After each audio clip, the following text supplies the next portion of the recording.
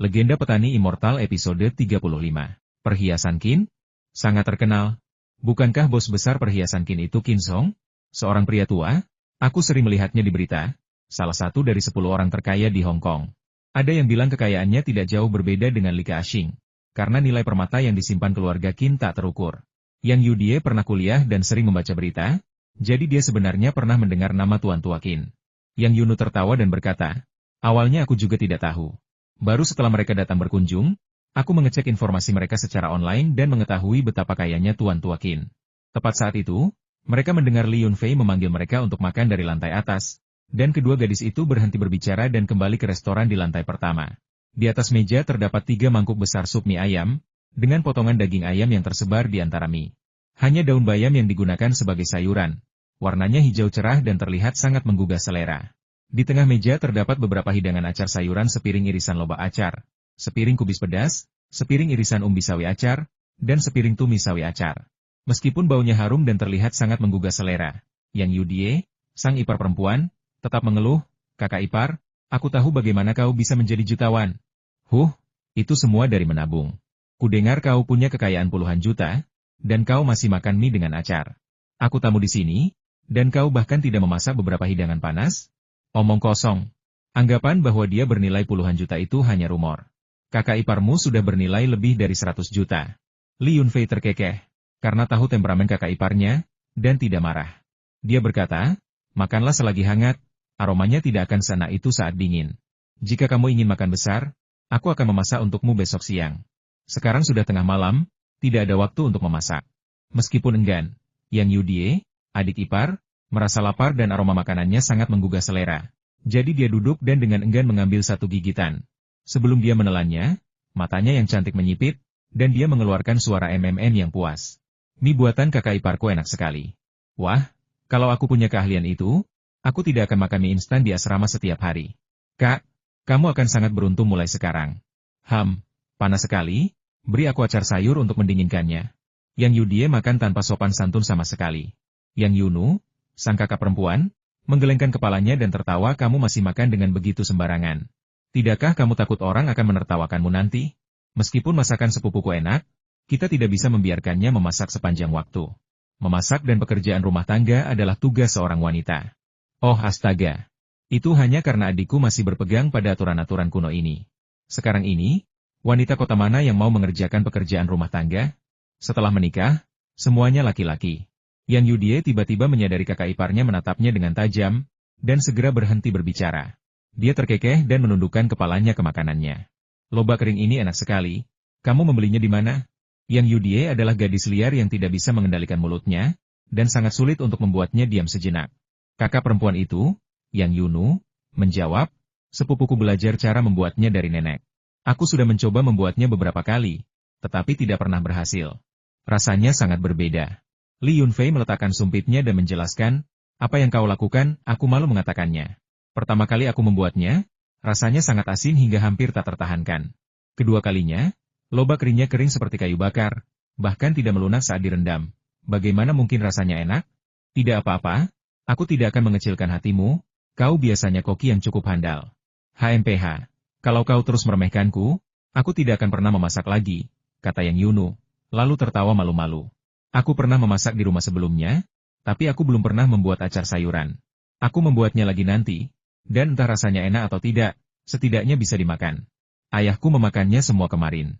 Setelah kau menikah dan menjadi anggota keluarga kami, aku akan mengajarimu langkah demi langkah, dan aku jamin kau akan mempelajarinya, kata Li Yunfei tanpa malu-malu.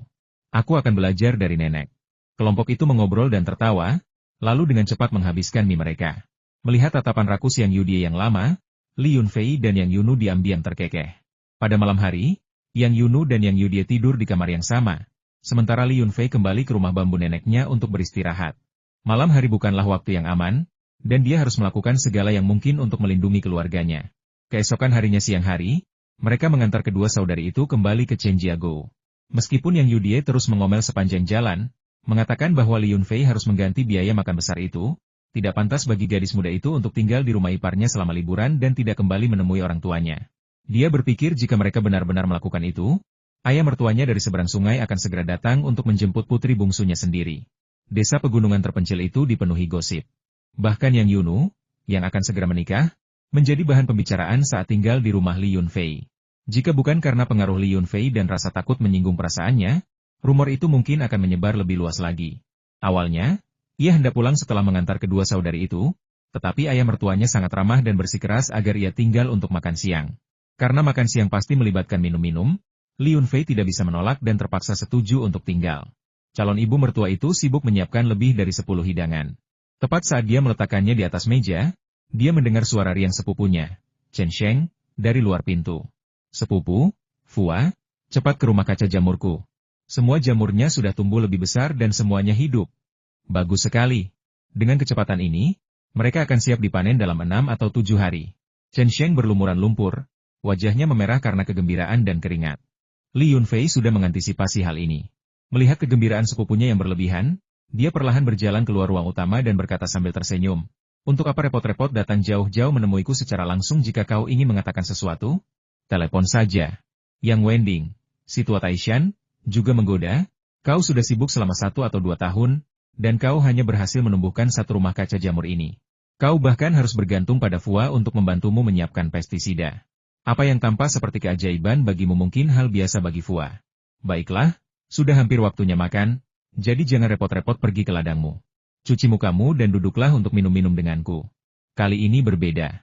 Jamur di gudang tumbuh dengan sangat baik. Aku belum pernah melihatnya sebugar ini sebelumnya. Ukurannya bertambah 1 ukuran dan sedikit lebih tinggi. Aku khawatir khasiat obatnya terlalu kuat dan memengaruhi kesehatan para pengunjung, jadi aku memintanya untuk memeriksanya untukku." Chen Sheng menarik napas, meraih tangan Li Yunfei, dan mencoba berlari keluar. "Kenapa kau tidak menyadarinya pagi-pagi begini? Kenapa kau begitu bersemangat sekarang padahal sudah siang?" Li Yunfei berada dalam dilema. Tidak yakin apakah ia harus pergi ke ladang untuk memeriksa rumah kaca. "Teleponmu tidak diangkat, jadi aku datang ke rumahmu. Bibiku bilang kau membawa Yunu dan Yu pulang, makanya aku menemukan tempat ini. Ada hal lain yang perlu kau periksa. Semua jamur di rumah-rumah itu mati. Pakar Gu itu penipu, nutrisi nomor 2 yang dia jual adalah obat palsu," kata Chen Sheng, dengan perasaan gembira sekaligus cemas. "Kau tidak akan mengharapkan aku membantu keluarga-keluarga itu menyelamatkan jamur mereka, kan? Aku tidak bisa melakukan itu. Kau beruntung waktu itu, aku masih punya sisa bahan untuk formula yang disebutkan ahli pertanian, dan aku menggunakannya semua untukmu. Sekarang aku tidak punya lagi, jadi aku tidak bisa membantu petani lain." Li Yunfei khawatir dengan aliran air mata air spasial yang tak ada habisnya, jadi dia telah melakukan persiapan sejak lama. Dia biasanya tidak akan menggunakannya kecuali untuk kerabat dekat atau teman yang sedang dalam kesulitan. Chen Sheng terkejut, begitu. Meskipun orang-orang itu mengejekku, mereka bukan orang jahat. Sayang sekali. Mereka berjongkok di pintu masuk rumah kaca di siang hari, mengutuk ahli Gu itu. Aku terlalu malu untuk menyapa mereka. Baiklah kalau begitu, aku tidak akan membiarkanmu datang. Kakak iparmu sedang menjaga rumah kaca sekarang, jadi tidak akan ada masalah. Jadi Chen Sheng tetap tinggal untuk minum bersama Li Yunfei. Di meja makan, dia menceritakan kepada Li Yunfei apa yang terjadi kemarin. Reaksi setiap orang berbeda-beda, tetapi mereka semua memuji kemampuan Li Yunfei dalam menanam sayuran. Li Yunfei merasa sedikit malu. Jika bukan karena air mata air spasial itu, dia benar-benar tidak akan tahu apapun tentang pertanian. Namun, akhir-akhir ini, setiap kali dia memiliki waktu luang, dia akan meluangkan waktu untuk membaca buku-buku tentang pertanian dan memperbarui pengetahuannya. Setelah makan, Li Yunfei pergi ke rumah kakek dari pihak ibunya untuk mengobrol dan menjenguk kesehatan nenek dari pihak ibunya. Selain masalah pendengarannya, kesehatannya secara keseluruhan baik. Masih ada setengah dari anggur obat yang diberikannya terakhir kali. Jadi Li Yunfei tidak terburu-buru untuk mendapatkan porsi kedua. Kakek dari pihak ibunya lah yang menariknya ke tempat terpencil dan menanyakan tentang perjalanan kakeknya, Li Chunqiu, ke pegunungan. Tampaknya dia menyadari konflik antara kedua belah pihak, tetapi hanya diam saja. Li Yunfei tidak tahu seberapa dalam perairan dunia persilatan itu, dan dia juga tidak tahu seberapa kuat seorang seniman bela diri yang telah berkultivasi hingga alam ketiga. Namun, melihat kakeknya tidak mengkhawatirkan keselamatannya sendiri, melainkan keselamatan keluarganya, dia merasa sedikit lega. Dalam perjalanan pulang dari terminal feri, dekat pusat perikanan, saya melihat sekelompok pejabat kota mendampingi beberapa orang asing, menunjuk dan menggesturing ke jembatan yang rusak. Sekretaris Partai Kota, Tang Jihua, berusaha mengambil hati orang asing tersebut, seolah-olah memuji sesuatu. Ketika pandangan Li Yunfei tertuju pada orang-orang asing itu, kilatan niat membunuh melintas di matanya. Peter ada di antara mereka. Pria itu, yang sangat jeli, dengan cepat mengenali Li Yunfei, memberinya senyum misterius, dan membisikkan sesuatu di telinga orang asing parubaya yang memimpin kelompok itu. Mengikuti arahan Peter, orang asing itu melihat Li Yunfei dan mengangguk sedikit kepadanya. Kemudian dia berkata kepada Tang Jihua, sekretaris partai kota itu, pemuda itu pasti dari desa terdekat, kan? Suruh dia datang. Saya perlu melihat laporan investigasi yang memuaskan dari masyarakat umum sebelum kita dapat berinvestasi secara resmi. Anda tahu, membangun kembali jembatan membutuhkan setidaknya ratusan juta yuan, dan perusahaan pariwisata kami juga berencana untuk mengembangkan seluruh area pegunungan, yang akan menelan biaya yang tak terbayangkan. Jika kita tidak hati-hati, Dewan Direksi perusahaan kita tidak akan mudah menyetujui rencana investasi ini. Pria asing parubaya itu memiliki aura seseorang yang berada di posisi superior. Meskipun ia hanya mengucapkan beberapa kata basa-basi sederhana, Tang Jihua mengangguk dan langsung setuju setelah penerjemah menyampaikannya. Meskipun Tang Jihua mengenali Li Yunfei dan tahu bahwa dia bukan warga biasa, untuk memberi kesan baik pada investor asing, dia tetap meminta asistennya untuk memanggil Li Yunfei. Asisten sekretaris itu pada dasarnya adalah seorang sekretaris, jadi dia mengerti maksud Tang Jihua. Namun, dia tidak bodoh. Meskipun dia tahu Tang Jihua telah berulang kali memarahi Li Yunfei karena tidak tahu berterima kasih, tidak patuh, dan terlalu dekat dengan wali kota Wu, dia tahu bahwa tokoh yang begitu berpengaruh bukanlah seseorang yang bisa dia sakiti. Dalam beberapa bulan terakhir, lebih dari setengah pendapatan pajak kota berasal dari perusahaannya. Li Yunfei, sekretaris Tang kita memintamu untuk datang. Orang-orang asing ini ingin berinvestasi di bidang pariwisata di kota Qinglong kita dan sangat tertarik untuk membangun jembatan untuk kota kita.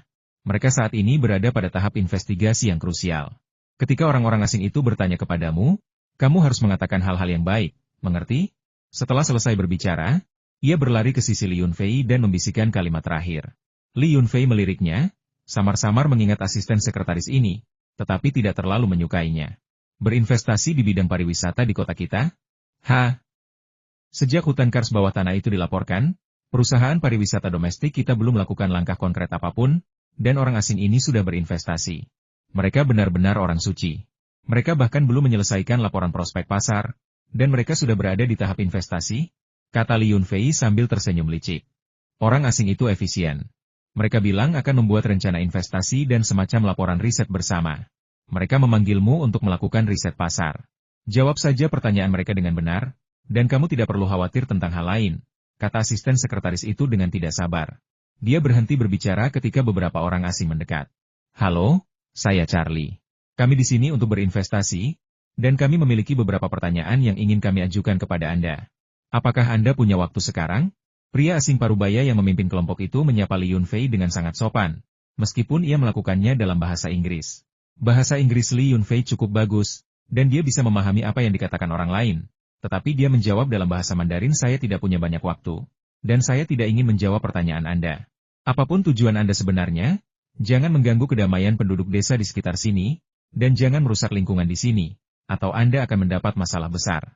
Setelah mengatakan itu, Li Yunfei berbalik dan pergi, bahkan tanpa mengucapkan sepatah kata pun. Karena dia tahu orang-orang ini terhubung dengan asosiasi kepala bawang, tidak ada lagi yang perlu dibicarakan. Karena Peter ingin mengancamnya agar bekerja untuk mereka, tidak perlu banyak basa-basi. Jika terpaksa, dia bisa menemani mereka ke pegunungan, tetapi begitu berada di dalam, dia tidak akan bisa keluar lagi. Hei, langkah pertama kami dalam berinvestasi adalah membangun jembatan untuk desa Anda. Anda bahkan tidak tertarik mendengarnya? Charlie menjadi cemas dan benar-benar berbicara bahasa Mandarin, dan cukup lancar, meskipun dengan aksen Kanton. Ketika Li Yunfei mendengar Charlie menyebutkan pembangunan jembatan, dia sedikit terkejut. Membangun jembatan seperti ini setidaknya akan menelan biaya 100 juta. Tentu saja, ini adalah perhitungan yang dilakukan Li Yunfei, berdasarkan kualitas terbaik yang mungkin. Jembatan dengan kualitas rata-rata dapat dibangun dengan biaya puluhan juta. Tentu saja, ini juga menunjukkan bahwa asosiasi kepala bawang memiliki ambisi yang lebih besar. Jika tidak, mereka tidak akan berinvestasi begitu banyak. Mereka menggunakan pembangunan jembatan sebagai dalih untuk menipu pemerintah kota, dan bahkan melukiskan gambaran yang indah tentang pengembangan pariwisata. Li Yunfei, tentu saja, memahami tujuan sebenarnya mereka untuk mencari meteorit matahari dengan kedok legal. Memperbaiki jembatan? Hehe, itu hal yang bagus. Tapi menurut pendapat para tetua di desa kami, jembatan yang rusak harus disambung, dan jembatan baru tidak perlu dibangun. Sedangkan soal kualitas, kita bisa menggunakan kualitas jembatan yang rusak sebagai standar. Li Yunfei berhenti, tersenyum pada Charlie. Karena kau tidak tenang, jangan salahkan aku jika aku bersikap kejam. Mencari meteorit matahari di pegunungan tidak akan mudah tanpa pertumpahan darah. Selain itu, dia selalu merasa, asosiasi kepala bawang, bukanlah organisasi biasa. Sama sekali tidak mudah untuk dihadapi. Mereka bahkan dapat dengan mudah membujuk pejabat tinggi dari berbagai negara. Kekuatan macam apa yang bisa melakukan itu? Pak, mari kita bicarakan ini. Apakah ini pendapat para tetua di desa Anda? Atau pendapat Anda sendiri? Kilatan kelicikan muncul di mata Charlie, tetapi dia tidak marah dan tetap bersikap sopan. Namun Tan Jihua, sekretaris partai kota itu, tak tahan lagi dan berteriak, "Li Yunfei, apa maksudmu? Sikap macam apa ini? Bagaimana bisa kau berbicara seperti ini kepada pengusaha asing? Mengapa kami harus mendengarkan pendapat para tetua desa ketika menyangkut pembangunan jembatan ini? Mengapa kami harus mendengarkan pendapatmu? HMPH, jangan berpikir kau tahu segalanya hanya karena kau baru bertani beberapa hari. Pembangunan jembatan ini adalah sesuatu yang diperjuangkan keras oleh para pejabat kota kami, dan Tuan Charlie baru setuju setelah melalui banyak kesulitan. Dan kau masih saja cerewet. Jangan tidak tahu berterima kasih." Wakil wali kota Hong juga termasuk di antara kelompok pejabat tersebut. Dia sangat membenci Li Yunfei.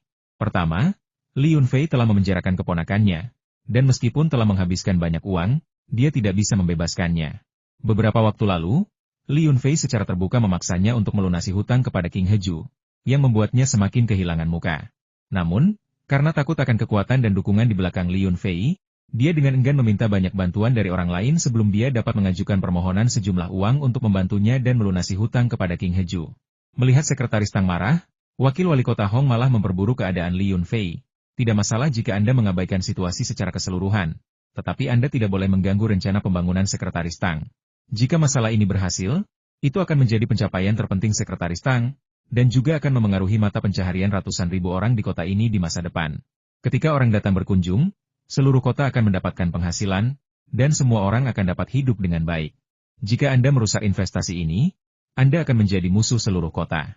Li Yunfei mengerutkan kening, melihat seringai jahat di mata Charlie dan Peter, dan merasakan gelombang amarah. Dia tidak takut pada lawan yang seperti serigala, tetapi dia takut pada rekan satu tim yang seperti babi. Meskipun para idiot ini adalah rekan satu tim sementara, mereka masih terlalu pandai menghabisi lawan, menggunakan kekuatan superior mereka untuk mengintimidasi orang lain, yang benar-benar sulit dijelaskan. Aku hanya lewat saja. Kalian terus saja membahas rencana investasi dan pengembangan besar kalian. Apa hubungannya denganku? Kalian sibuk, aku pergi. Setelah mengatakan itu, Li Yunfei benar-benar pergi kali ini tanpa menoleh ke belakang. Seolah-olah pembangunan jembatan itu tidak ada hubungannya dengan dirinya. Wakil wali kota Hong, dengan wajah marah, menunjuk sosok Li Yunfei yang menjauh dan mengumpat dengan geram. "Lihat orang ini. Sopan santun macam apa yang dia miliki? Dia baru saja menghasilkan sedikit uang, dan dia bertingkah seolah-olah dia pemilik tempat ini. Dia bahkan tidak menghormati kata-kata sekretaris Tang. Tapi kalau dipikir-pikir lagi, aku agak mengerti mentalitas Li Yunfei. Perusahaan investasi pariwisata mereka membangun jembatan ponton, tepat di tepi sungai, hampir selesai dan akan dibuka untuk lalu lintas sebelum tahun baru. Apakah dia menganggap investor asing sebagai pesaing bisnis? Haha, perusahaan kecilnya hanya bagus untuk operasi skala kecil. Berani-beraninya dia membandingkannya dengan investasi asing? Sekretaris Partai Kota Tan Jihua mendengus tidak senang, melambaikan tangannya, dan berkata dengan kasar, "Baiklah, aku akan mengingat anak ini. Jangan biarkan para pengusaha asing menertawakan kita. Mari kita kembali dan melanjutkan pembicaraan kita dengan mereka." Kelompok Charlie dan Peter berkumpul bersama, berbisik dan berdiskusi sejenak. Kemudian Charlie menoleh ke para pejabat kota dan berbicara dalam bahasa Inggris lagi. "Bagaimanapun, kita harus menanggapi pendapat penduduk desa dengan serius. Tim kami akan tinggal di desa selama beberapa hari untuk benar-benar memahami pendapat penduduk desa yang sebenarnya. Ini sangat penting untuk perencanaan jangka panjang perusahaan kami dan merupakan prasyarat untuk kelayakan investasi. Jika kita tidak memahami kebutuhan penduduk desa, Dewan Direksi kita kemungkinan besar akan menolak rencana investasi ini." Tan Jihua berkata dengan santai, "Tuan Charlie, bukankah ini agak merepotkan? Apakah Anda khawatir penduduk desa akan membuat masalah dan memengaruhi bisnis pariwisata? Jangan khawatir. Jika para pembuat onar itu berani membuat masalah, saya punya banyak cara untuk menghadapi mereka." Charlie berkata dengan serius, "Tidak, ini sangat penting." "Oke, kalau begitu sudah diputuskan. Kudengar ada hotel di sini, jadi tolong pesan beberapa kamar untuk kami. Kami akan tinggal di sini sekitar seminggu." Melihat desakan Charlie, para pejabat kota tidak berani berkata apa-apa lagi dan tidak punya pilihan selain mengirim seseorang untuk memesan hotel. Hotel yang dimaksud adalah satu-satunya hotel di seluruh kota, King Long Hotel Rumah Bambu, milik Li Yunfei. Setelah Li Yunfei pergi, Ia mendatangi rumah kepala desa dan menceritakan apa yang telah terjadi. Keduanya kemudian berdiskusi dan memutuskan bahwa jika investor asing membangun jembatan di sini, selama kualitasnya sesuai standar dan jembatan tersebut dapat terhubung dengan aman ke struktur yang ada, penduduk desa akan sepenuhnya mendukung mereka. Namun, jika ada motif lain atau jika proyek tersebut merusak lingkungan setempat, penduduk desa akan meminta mereka untuk membayar. Tidak seorang pun dapat mengatakan apapun, karena ini adalah desa tempat leluhur mereka telah tinggal selama beberapa generasi, dan siapapun yang berani merusaknya akan ditindak dengan keras. Kisah tentang memperbaiki jembatan yang rusak bukanlah sesuatu yang dibuat-buat oleh Li Yunfei. Itu adalah keinginan lama para tetua desa, yang secara bertahap memengaruhi seluruh desa. Semua orang di desa ingin memperbaiki jembatan itu dan tidak berniat untuk merobohkannya dan membangunnya kembali. Li Yunfei awalnya berniat untuk memperlambat laju bisnisnya dan menginvestasikan seluruh dananya di perusahaan pariwisata untuk bersaing dalam pengembangan sumber daya pariwisata di pegunungan. Itulah sebabnya ia membangun jembatan ponton, dengan harapan dapat menarik banyak wisatawan pada musim semi mendatang. Namun, dengan adanya investasi asing, rencana-rencana sebelumnya akan gagal. Ia tidak bisa bersaing dengan perusahaan-perusahaan besar ini, tetapi ia bisa memulai dari hal-hal kecil dan merencanakan ulang Li Jiashai, menjadikan tempat-tempat wisata di sana lebih indah. Membangun jembatan bukanlah perkara kecil, biasanya membutuhkan waktu 1 hingga 2 tahun dari awal hingga selesai. Untungnya, jembatan ponton hampir selesai, sehingga warga biasa dapat menyeberanginya untuk sementara waktu. Malam itu, Li Yunfei menghabiskan waktu di villa dengan mengakses internet, mencari informasi terbaru tentang pegunungan tersebut. Ia mengetahui bahwa para ahli yang turun ke pegunungan untuk menyelidiki gua bawah tanah belum kembali, dan para reporter yang mengikuti berita tersebut juga telah merilis foto-foto baru.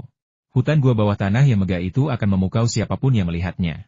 Selusin serigala yang tersisa di dalam gua telah ditangkap oleh tim ekspedisi. Mereka mengatakan serigala-serigala ini langka, tidak seperti serigala dan anjing hutan yang ditemukan di permukaan, dan membutuhkan penangkapan untuk perlindungan. Mereka juga merekam kawanan kuda di dalam gua. Keindahan anggun kuda-kuda liar itu sangat menakjubkan. Konon, beberapa pemilik arena pacuan kuda sangat tertarik pada kelompok kecil kuda liar ini. Adapun meteorit matahari, tampaknya telah dilupakan, dan tidak ada yang menyebutkannya lagi. Li Yunfei berpikir ini adalah pendapat umum di kalangan pejabat tinggi berbagai negara. Mungkin mereka ingin melakukan pencarian secara rahasia, tidak ingin menimbulkan kehebohan, dan tidak ingin lebih banyak orang mengetahui sifat aneh dan misterius dari meteorit matahari tersebut. Tiba-tiba, dia menghela napas dan berdiri dari komputernya. Dia tahu orang-orang asing ini pasti akan mencarinya, tetapi dia tidak menyangka itu akan terjadi secepat ini. Kedua anjing penjaga itu masih tidak bereaksi, dan pintu vilanya sudah terbuka. Dia sudah bisa mendengar langkah kaki samar dan suara pintu yang terbuka dengan lembut. Li Yunfei menyalakan lampu ruang tamu dan melihat Charlie dan Peter baru saja memasuki villa. Terkejut oleh cahaya yang tiba-tiba, keduanya secara naluriah meraih senjata mereka. Baiklah, jika kau di sini untuk mengobrol, jangan sembarangan mengambil barang. Hati-hati jangan sampai membakar sesuatu, atau kau tidak akan bisa menjelaskan dirimu nanti. Li Yunfei sama sekali tidak takut, berbicara dengan malas sambil mengenakan sandal dan menyeduh secangkir teh hijau biasa. Duduk di sofa di samping meja teh, dia perlahan menyeruput teh hijau di cangkirnya, tanpa menunjukkan niat untuk berbicara. Peter dan Charlie tidak menyentuh teh mereka, bukan karena mereka tidak menyukai teh hijau, tetapi karena mereka tidak ingin mempertaruhkan nyawa mereka. Takut teh itu mungkin diracuni. Tuan Li, Anda tampaknya sangat tidak menyukai si kepala bawang. Anda tidak seperti ini sebelumnya. Lagi pula, Anda masih anggota cadangan asosiasi kami dan bahkan telah menyelesaikan misi. Apakah Michelle menghubungi Anda baru-baru ini? Tanya Charlie langsung, dengan kepercayaan diri dan aura kuatnya yang biasa. Bukankah Michelle salah satu orangmu? Mengapa dia menghubungiku? Kami belum berhubungan sejak dia kembali ke Tiongkok, jawab Li Yunfei dengan tenang. Charlie memainkan cincin bertatahkan batu permata hitam di jarinya dan berkata sambil tersenyum. Menurut informasi intelijen kami, sepertinya bukan itu masalahnya. Kau dan Michelle tinggal di gua bawah tanah selama lebih dari 10 hari. Tidak ada orang yang akan percaya bahwa tidak terjadi apa-apa.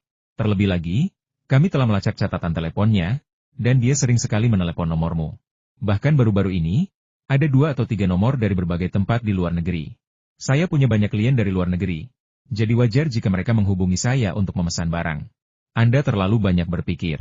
Li Yunfei tidak ingin membicarakan hal ini lagi. Dia dengan tenang menatap kedua orang asing itu, tetapi dalam hatinya, dia memikirkan cara untuk diam-diam melemparkan mereka ke ruang sempit untuk digunakan sebagai pupuk. Charlie menatap mata Li Yunfei dan melanjutkan, kami juga menerima informasi bahwa sekitar 2 minggu setelah Michelle kembali ke Tiongkok dari sini terakhir kali, dia pergi ke rumah sakit kandungan. Menurut hasil tes yang kami terima, dia hamil. Dan tampaknya dia ingin memiliki anak. Dia diberi resep suplemen nutrisi sebagai pengganti pil aborsi. Hah? Dia hamil? Li Yunfei akhirnya terharu. Kabar ini terlalu tak terduga. Setelah Michelle kembali ke Tiongkok, dia berhenti menghubunginya. Jika dia tidak mengkhianati asosiasi kepala bawang beberapa hari yang lalu, dia tidak akan menghubunginya sama sekali. Bagaimana mungkin dia hamil? Dan ada hubungannya dengannya? Apakah orang asing ini salah paham? Ya, dia belum pernah punya pacar, dan dia juga tidak dekat dengan pria manapun akhir-akhir ini, tapi tiba-tiba dia hamil. Apakah menurutmu kami mungkin curiga dengan apa yang terjadi pada kalian berdua selama 10 hari di gua bawah tanah itu? Charlie tersenyum puas, karena akhirnya dia melihat sedikit kekhawatiran dan kepanikan di mata Li Yunfei yang tenang. Terlepas dari apakah perkataan Charlie benar atau tidak, Li Yunfei tidak bisa mengambil risiko. Karena mereka belum menangkap Michelle, dia tidak mampu memperburuk keadaan dengan membunuhnya. Selain itu, hilangnya tiba-tiba orang asing yang memiliki nama dan identitas dari rumah mereka pasti akan menimbulkan kecurigaan polisi, yang akan menyebabkan banyak masalah. Charlie memperhatikan keraguan Li Yunfei dan menawarkan kesepakatan dia bisa menemani Li Yunfei ke pegunungan untuk mencari meteorit matahari. Jika mereka menemukan lebih banyak meteorit yang lebih besar, asosiasi kepala bawang tidak akan menindaklanjuti masalah meteorit yang dicuri Michelle. Lagi pula, asosiasi kepala bawang telah melakukan kesalahan terkait izin penelitian dan seharusnya tidak meremehkan Michelle. Li Yunfei tidak menolak secara terang-terangan, hanya mengatakan bahwa mereka akan melihat bagaimana perkembangannya. Dan jika waktu memungkinkan, dia akan pergi ke pegunungan bersama mereka untuk mencari meteorit matahari. Charlie dan Peter tidak sepenuhnya puas dengan jawaban Li Yunfei, tetapi mereka tidak bisa berbuat apa-apa atau memaksanya terlalu keras. Lagi pula, ini adalah wilayah kekuasaan Li Yunfei, dan mereka tidak terbiasa dengan lingkungan tersebut, jadi mereka takut memperumit keadaan.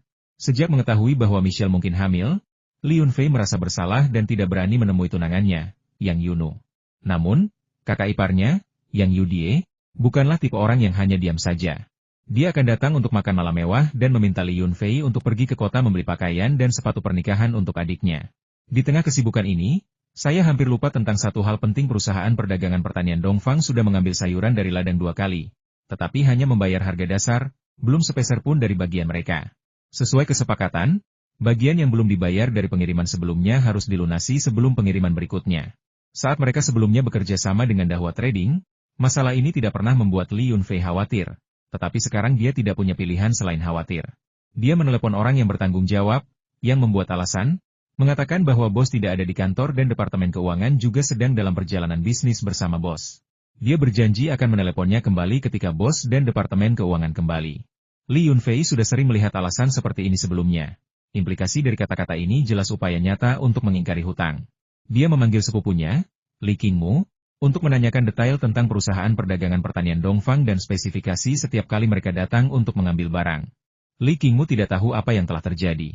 Setelah berpikir dengan saksama, dia ingat bahwa hanya satu manajer dari perusahaan yang datang, yang mengatakan bahwa dia bertanggung jawab atas pengangkutan barang. Nama keluarganya adalah Li, dan dia berasal dari klan yang sama dengan mereka. Dia sangat sopan. Selain manajer Li dan 2 sopir, tidak ada orang lain yang muncul. Mereka hanya tahu bahwa nama keluarga bos mereka adalah Zhao, tetapi mereka tidak tahu nama depannya. Li Yunfei menemukan kontrak tersebut dan mengetahui bahwa nama penandatangannya adalah Zhao Changyi, yang juga merupakan perwakilan hukum dan pemilik nominal Dongfang Agricultural Trade Co., Ltd. Kontrak tersebut mencantumkan nomor telepon perusahaan, tetapi tidak ada yang menjawab ketika dia menelepon. Li Yunfei mengangkat bahu, merasa bahwa masalah ini agak berisiko, dan mengingatkan sepupunya bahwa lain kali, jika perusahaan ini tidak melunasi utangnya, mereka tidak perlu mengirimkan satupun sayuran kepada mereka. Li Qingmu sedikit malu dan mengatakan bahwa dialah yang seharusnya menangani masalah ini.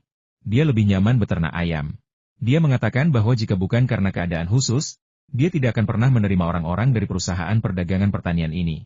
Akibatnya, terjadi kesalahan dan pihak lain mencoba mengingkari hutang mereka. Li Yunfei tahu sepupunya tidak bersalah, jadi dia menawarkan beberapa kata penghiburan dan menyuruhnya kembali bekerja di peternakan ayam di puncak gunung. Sambil mengatakan bahwa menjelang tahun baru, dia akan memberinya amplop merah besar di akhir tahun. Li Qingmu berterima kasih sambil tersenyum dan berlari kembali ke peternakan ayam di puncak gunung dengan penuh semangat. Dia menghubungi Wang Chao dan memintanya untuk menggunakan koneksinya guna menyelidiki latar belakang perusahaan perdagangan pertanian Dongfang. Itu adalah perusahaan perdagangan pertanian kecil yang telah menjual semua barangnya dan tampaknya berjalan dengan baik, namun berani menggelapkan bagian keuntungannya. Ini adalah tabu besar bagi para pebisnis. Siapapun yang memiliki sedikit kemampuan tidak akan membiarkan mitra bisnis seperti itu lolos tanpa hukuman dan harus memberinya pelajaran. Cat Egg merayap masuk melalui pintu depan, mengenakan pakaian baru. Di bawah jaket bulu angsanya, Ia mengenakan setelan jas dan dasi. Setelah diperhatikan lebih dekat, kakinya mengenakan sepatu kulit baru, sedikit bernoda lumpur, yang cukup mencolok. Melihat itu, Li Yunfei langsung terkekeh. "Hei, telur kucing, apa yang kau lakukan hari ini? Kenapa kau berpakaian seperti ini?"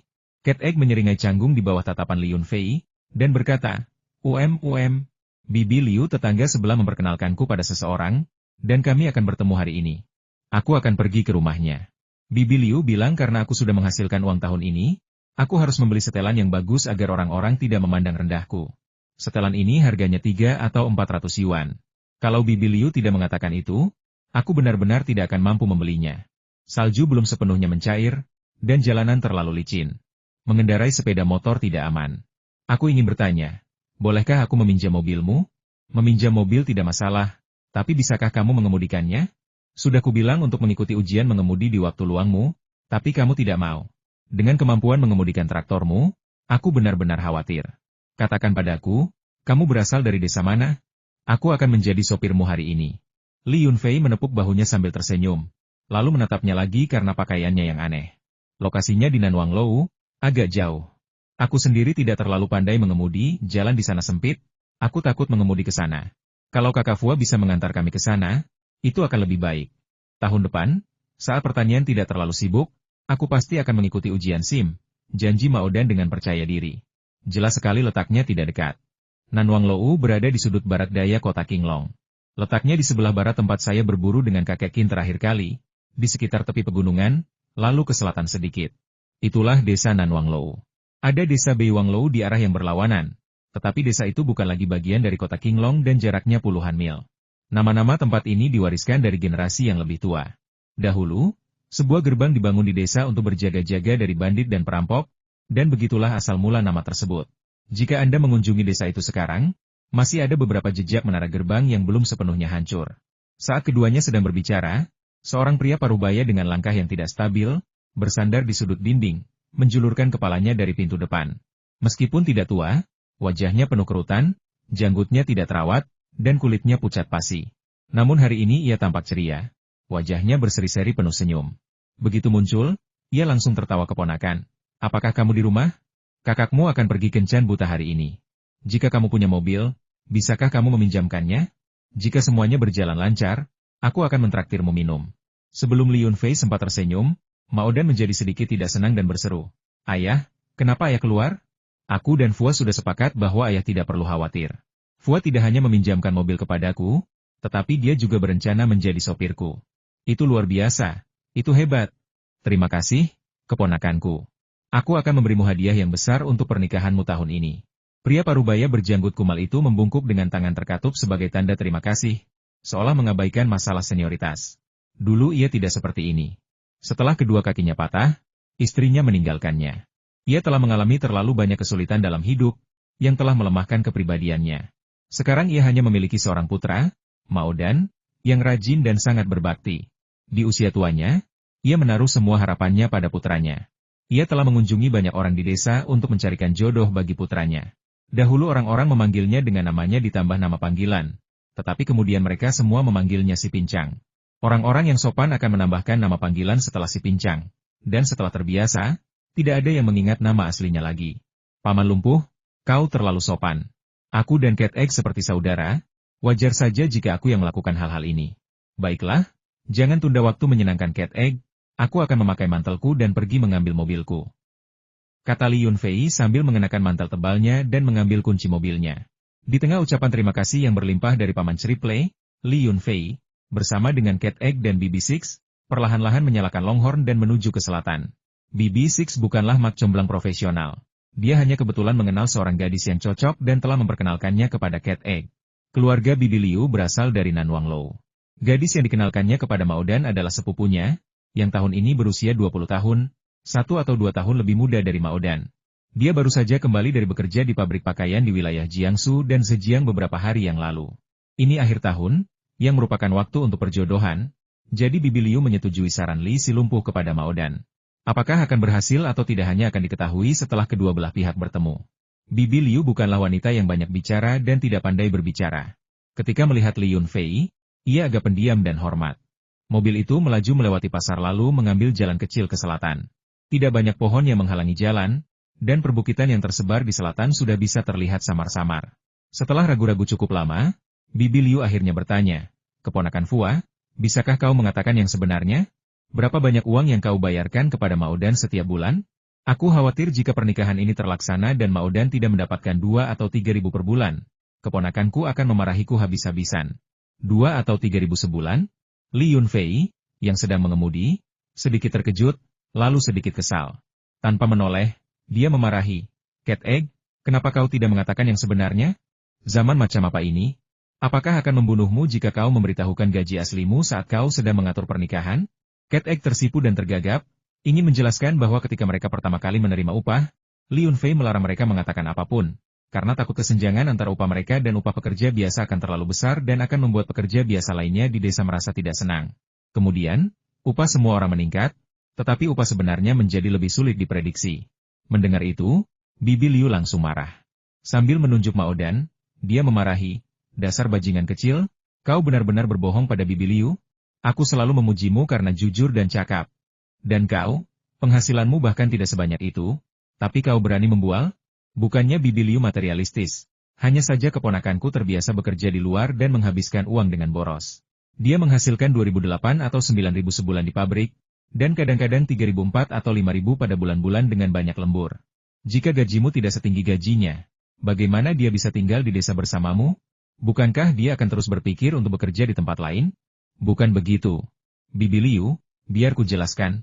Cat Egg biasanya orang yang cerdas dan berbicara lancar. Tetapi saat ini, semakin cemas dia, semakin sulit dia menjelaskan. Apa yang perlu dijelaskan? Kau membuat bibi keenammu gila. Kalau kita belum hampir sampai di desa Nanwang Lou, aku pasti sudah berbalik sekarang, kata bibi keenam dengan marah. Li Yunfei dengan cepat berkata, "Bibi keenam, kau salah paham. Aku memarahi Maodan karena gajinya kurang. Dalam 2 bulan terakhir, aku telah membayarnya gaji pokok 3.000, ditambah bonus dan upah lembur. Jadi dia menghasilkan setidaknya 5.000 sebulan. Gajinya hanya bisa naik, tidak akan pernah turun. Ketika Maodan mempelajari keterampilan dan bertanggung jawab atas wilayahnya sendiri, gajinya akan naik lagi." Cat Egg mengangguk cepat dan berteriak, Ya, memang begitu. Saat kami pertama kali mulai dibayar, Kakak Fua menyuruhku untuk tidak menyebarluaskan kabar ini, karena takut membuat marah pekerja lain di desa, jadi aku belum mengatakan yang sebenarnya. Bibi Liu, aku tidak bermaksud berbohong padamu. Bibi Liu terkejut apa? Kamu membayar Cat Egg 5.000 yuan sebulan? Astaga, bagaimana bisa setinggi itu? Saat Paman Liu kembali, aku akan membiarkan dia bekerja di pertanianmu juga. Aku tidak butuh banyak, hanya 3.000 yuan sebulan. Itu lebih baik daripada dia pergi sepanjang tahun. Li Yunfei tidak ingin memberitahu penduduk desa berapa upah yang dia bayarkan kepada para pekerja, justru karena dia takut kerabat dan tetangganya ingin bergabung dengan pertanian itu. Namun, pertanian itu kemungkinan akan diperluas tahun depan, membutuhkan lebih banyak pekerja. Jadi dia tidak peduli dengan 2 atau 3 muridnya itu. Mendengar jawaban Li Yunfei, Bibi Liu sangat gembira. Ia terus memuji Li Yunfei dan juga memberi pujian kepada Maodan, mengatakan bahwa Maodan telah berhasil dan jika ia bekerja keras bersama Li Yunfei, ia pasti akan memiliki kehidupan yang makmur dan bahagia setelah menikah dan memiliki anak. Li Yunfei sangat senang mendengar ini. Siapa bilang Bibi Liu tidak bisa bicara? Saat bahagia, dia berbicara seperti seorang profesional. Setelah berkendara sekitar 10 menit lagi, siluet Nanwang Lou pun terlihat. Bibi Liu mulai memberi Maodan beberapa instruksi jangan pelit menawarkan rokok, bicaralah dengan sopan, gunakan kata-kata manis, dan ingat untuk memanggil orang. Sementara itu, Maodan sudah membuka jaketnya, memperlihatkan setelan jas di bawahnya. Cat Egg mengeluarkan sebungkus rokok Jiaozi yang sudah terbuka, dan menggeledah seluruh sakunya tetapi tidak menemukan korek api. Aku yakin aku memasukkannya ke saku hari ini, kenapa tidak bisa menemukannya? Aku biasanya tidak merokok, aku tidak terbiasa membawa korek api. Li Yunfei melirik rokok putih di tangannya. Harganya 10 yuan per bungkus di daerah setempat, yang dianggap sebagai rokok berkualitas baik. Lagi pula, penduduk desa biasanya merokok rokok yang harganya 3 atau 5 yuan. 10 yuan dianggap sebagai rokok kelas atas yang digunakan untuk berbisnis. Tidak perlu terburu-buru. Aku punya beberapa korek api dan beberapa bungkus rokok di laci mobilku. Aku selalu menyimpannya agar mudah dijangkau. Saat kau keluar dari mobil, ambil saja korek api dan ambil sebungkus rokok tambahan. Rokoknya tidak cukup untuk semua orang. Li Yunfei tidak merokok, tetapi ketika Wang Chao, Tian Enyu, dan yang lainnya datang untuk makan malam, mereka biasanya membawa 2 peti minuman keras dan 2 karton rokok berkualitas. Dia selalu menyimpan beberapa bungkus rokok di mobilnya. Jika mereka menemui pos pemeriksaan polisi lalu lintas dan ada sedikit masalah, dia bisa membuang beberapa bungkus rokok dan selesai. Cat Egg merasa lega setelah mendengar itu. Dia mengatakan bahwa dia tidak punya pengalaman kencan buta dan sudah mulai gugup. Dia mengatakan bahwa dia bisa membeli lebih banyak rokok jika tidak cukup. Tetapi bagaimana jika dia mengatakan sesuatu yang salah dan wanita itu memarahinya? Lalu dia menambahkan, ngomong-ngomong, saat memperkenalkan diri, apakah saya harus menyebutkan nama lengkap saya, Li Suejun, atau nama panggilan saya, Mao Dan? Pertanyaan ini membuat Li Yunfei dan bibinya yang keenam kebingungan. Tak satu pun dari mereka mempertimbangkan masalah ini sebelum mereka tiba. Terlebih lagi, karena sudah terbiasa memanggilnya dengan sebutan itu, Li Yunfei hampir lupa nama asli Cat Egg. Telur kucing? Baiklah, agak tidak sopan menyebut namamu telur kucing di depan seorang perempuan. Jadi sebut saja namamu Li Suejun, saran Li Yunfei setelah berpikir sejenak. Saat mereka berbicara, mobil menanjak, dan medan di depan mereka menjadi datar. Beberapa ratus meter di depan, terdapat dua tumpukan batu besar, dengan jejak konstruksinya masih terlihat. Tumpukan itu terletak di kedua sisi jalan desa, satu di sebelah kiri dan satu di sebelah kanan, dan tingginya sekitar 4 atau 5 meter. Konon, dulunya di atasnya dibangun gubuk kayu yang dapat menampung 4 orang dan tingginya hampir 10 meter. Li Yunfei menghentikan mobil di pintu masuk desa, membuka laci di dashboard, mengambil korek api, dan melemparkannya ke Mao Dan.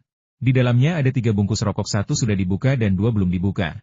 Semuanya rokok Tianjiao kota ungu, yang harganya 100 yuan per bungkus jika dijual satuan. Rokok ini langka di kota. Kebanyakan orang tidak mengenalinya, apalagi mengetahui harganya, jadi akan sia-sia jika membawanya keluar untuk dihisap.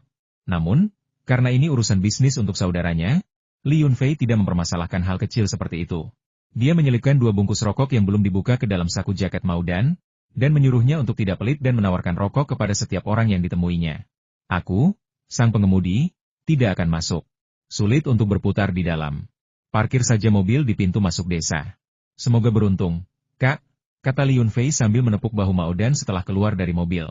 Ya, aku akan berusaha sebaik mungkin. Cat Egg sangat bersemangat dan gugup. Ia terpeleset dan hampir jatuh. Melihat kerumunan orang yang menonton telah keluar, Bibi Liu segera memberi instruksi. Hati-hati, atau kalian akan mempermalukan diri sendiri. Biar saya jelaskan. Teriakan saja apapun yang saya suruh. Di desa ini, bukan hanya laki-laki yang merokok, tetapi perempuan juga. Jika saya menyuruh kalian menawarkan rokok kalian, lakukan saja tanpa ragu-ragu. Mereka belum berjalan jauh ketika mereka berbelok ke kanan dan memasuki sebuah gang kecil. Penduduk desa yang datang untuk menyaksikan keributan itu tidak bertemu dengan Cat Egg. Jadi mereka harus berjalan sedikit lebih jauh ke pintu masuk desa untuk melihat truk pickup Li Yunfei tiba. Astaga, pemuda ini datang ke kencan buta dengan mobil. Keluarganya pasti kaya. Tante, tahukah tante ke rumah siapa dia akan pergi? Bisik seorang penduduk desa kepada seseorang di dekatnya. Seorang wanita parubaya menjawab, beloklah ke gang itu. Pasti menuju rumah Xia Omin. Gadis itu cantik, dan beberapa keluarga sudah melamarnya sejak dia kembali. 2 datang kemarin, 1 datang pagi ini, dan dia belum pergi. Dan sekarang ada 1 lagi yang datang. Begitulah cara perjodohan bekerja di pedesaan. Seorang gadis cantik mungkin didatangi 10 pria dalam sehari. Li Yunfei hanya pernah sekali berkencan buta, dengan Tang Yuelian. Tang Yuelian sangat sombong sehingga ketika ia kembali untuk berkencan buta, hingga 20 pria akan datang ke rumahnya dalam sehari, membuatnya cukup terkenal di desa kecil Tang mereka. Namun, ia kemudian menikah dengan Chen Ergou, yang menyebabkan banyak situasi memalukan. Pertama, Chen Ergou kehabisan uang, dan kedua, berita tentang dirinya yang mengidap penyakit menular seksual menyebar. Karena bosan, Li Yunfei mengeluarkan sebagian besar sebungkus rokok dari mobilnya dan menawarkannya kepada penduduk desa yang berkumpul untuk menyaksikan pemandangan itu. Sambil menawarkan rokok, dia berkata sambil tersenyum, Paman dan Bibi, ada apa? Saya di sini bersama saudara laki-laki saya untuk kencan buta. Apakah keluarga gadis itu mudah diajak bergaul? Para pria yang menerima rokok itu segera menyalakannya, menghisapnya dengan puas, dan berseru, rokok ini enak. Ini pasti rokok bagus yang biasa dihisap orang kota. Anda dari mana? Siapa yang mengenalkan saudara Anda kepada pacarnya? Li Yunfei dengan cepat menjawab dalam dialek lokalnya yang kental, kami bukan dari kota, kami dari Lijiasai. Orang yang berjalan di depan tadi adalah Mak Comblang, bibi keenamku. Keluarganya berasal dari Nanwang Lou Mu. Setelah mendengar aksen Li Yunfei, para pria, baik muda maupun tua, langsung antusias dan berkata sambil tersenyum, oh, Anda dari Lijiasai. Saya kira Anda dari kota kabupaten. Lijiasai telah melakukan pekerjaan yang hebat tahun ini. Anda telah memperbaiki jalan, memasang saluran telepon dan internet, Dan saya dengar Anda bahkan telah membangun beberapa pertanian dan hotel. Kami baru saja kembali dari bekerja di luar kota tahun ini dan belum sempat pergi ke sana. Tidak ada yang berubah, kecuali ada beberapa rumah bambu tambahan. Jika ada waktu, kamu bisa pergi dan melihat-lihat. Rumahku berada di ujung selatan desa. Jika kamu lelah, kamu bisa datang ke rumahku untuk beristirahat dan minum secangkir teh hangat, kata Li Yunfei dengan ramah. Obrolan ini terbukti bermanfaat. Setelah saling mengenal lebih baik, mereka dengan cepat mengetahui tentang kencan buta Maodan. Nama gadis itu adalah Xiao Min, dia cukup cantik dan sering bekerja di kota lain. Dia berpakaian modis dan memiliki aura gadis kota yang lebih kental daripada gadis-gadis yang belum pernah melihat dunia. Dia memiliki seorang kakak laki-laki yang bekerja di pabrik yang sama dengannya dan sangat ketat, jadi tidak pernah ada gosip tentangnya. Sekitar setengah jam sebelum Cat Egg tiba, seorang pemuda dengan sepeda motor datang ke rumah Xiao Min bersama seorang mak comblang. Mereka pasti sedang mencari kencan buta.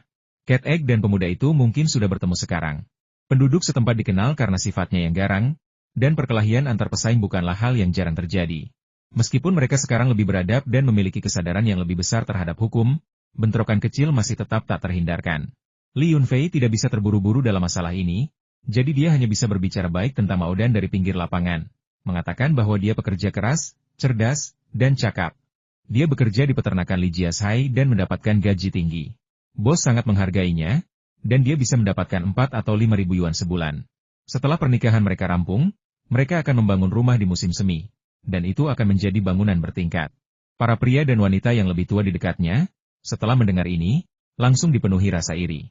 Mereka berkata bahwa pemuda itu tampan, cukup tinggi, dan menarik. Jika wanita itu menyukainya, pernikahan pasti akan sukses.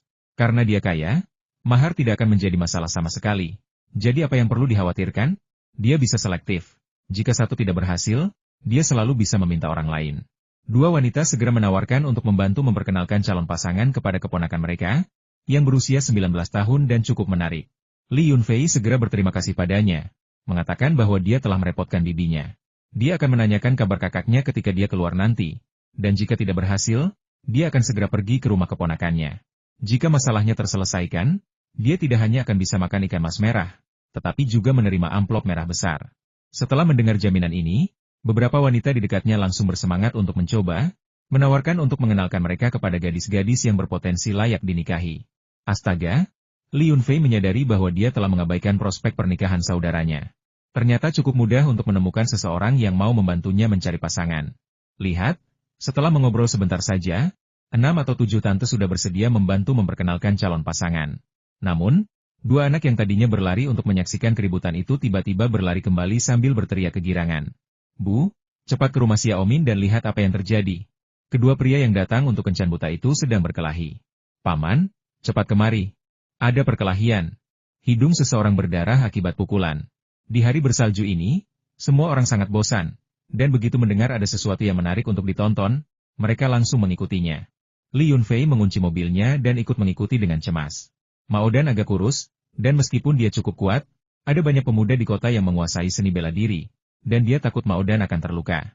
Ketika Li Yunfei berlari mendekat, dia melihat 2 atau 3 penduduk desa berdiri di halaman berpagar milik Xiao Min, menyaksikan keributan itu. Maodan dan seorang pemuda kekar berambut cepak sedang bergulat, keduanya berdarah dari hidung mereka. Tampaknya mereka bertarung hingga seri. Pemuda berambut cepak itu dengan marah mengumpat, "Dasar bocah nakal, apa yang kau pura-pura lakukan? Kenapa kau tidak mengeluarkan rokok yang bagus tadi? Kau membuatku malu tanpa alasan." Cat Egg meludahkan seteguk air liur berdarah, lalu berdebat dan membalas, "Kau sangat tidak masuk akal. Aku menawarkanmu sebungkus rokok, dan kau bilang memalukan menawarkannya kepada orang lain. Jadi kau menyuruh semua orang merokok soft JDMU.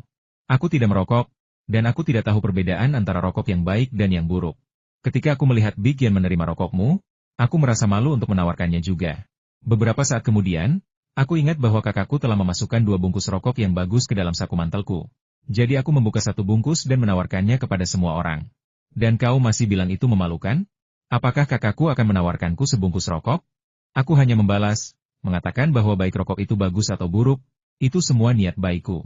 Pria yang duduk di dalam mengenali rokokku dan mengatakan bahwa ini adalah rokok yang bagus, harganya 100 yuan per bungkus, dan bos pabrik mereka merokoknya. Dan kemudian kau berbalik melawanku dan menuduhku, mengatakan aku berpura-pura, dan kau bahkan menantangku untuk bicara 4 mata bertarung? Mendengar itu, Li Yunfei langsung merasa kesal. Ia sudah berbaik hati memberi Maodan 2 bungkus rokok berkualitas, dan ini malah menimbulkan masalah. Melihat pemuda berambut cepak itu, ia merasa semakin jijik. Tidak masalah jika pemuda itu tidak berada di kencan buta yang semestinya, tetapi malah memulai pertengkaran di rumah wanita itu. Jika ia merusak kesenangan Maodan, ia akan memberinya pelajaran. Pertengkaran kedua pria itu menimbulkan keributan, yang membuat keluarga wanita itu marah.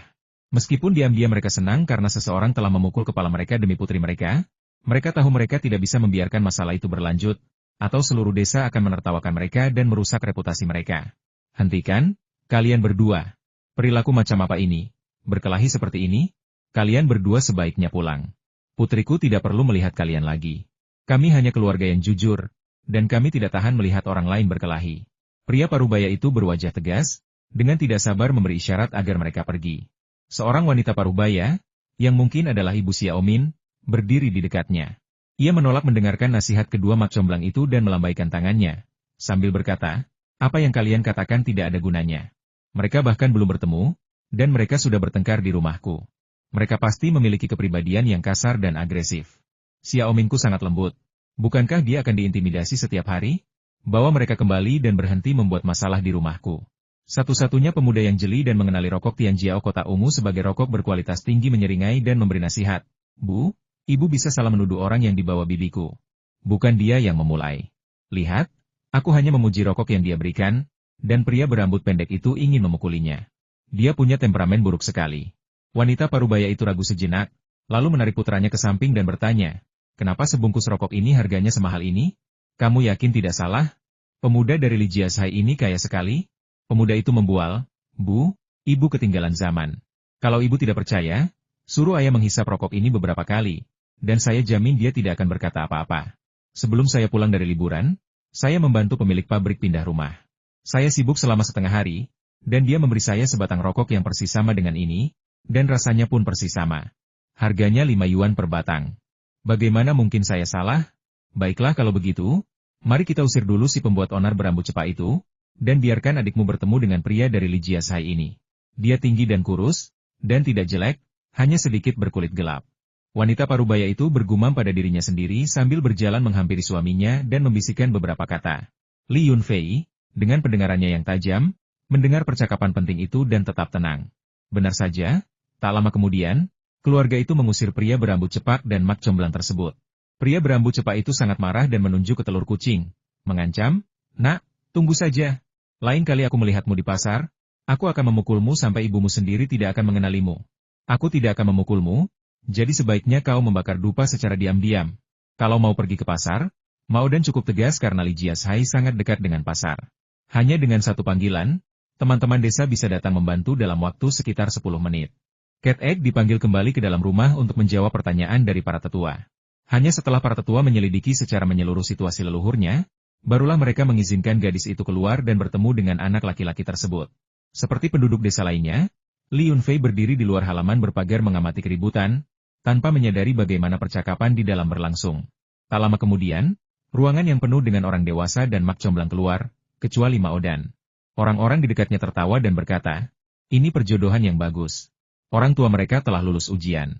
Selama Xiaomin tidak keberatan, pernikahan ini sah. Setelah sekitar 10 menit, Maodan keluar dari rumah dengan ragu-ragu. Kakak Xiaomin menghampirinya dan menyapanya dengan hangat.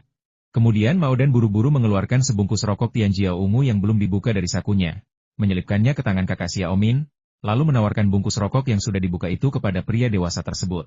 Seorang gadis kecil mengintip dari ambang pintu dan memanggil ibunya untuk masuk ke dalam.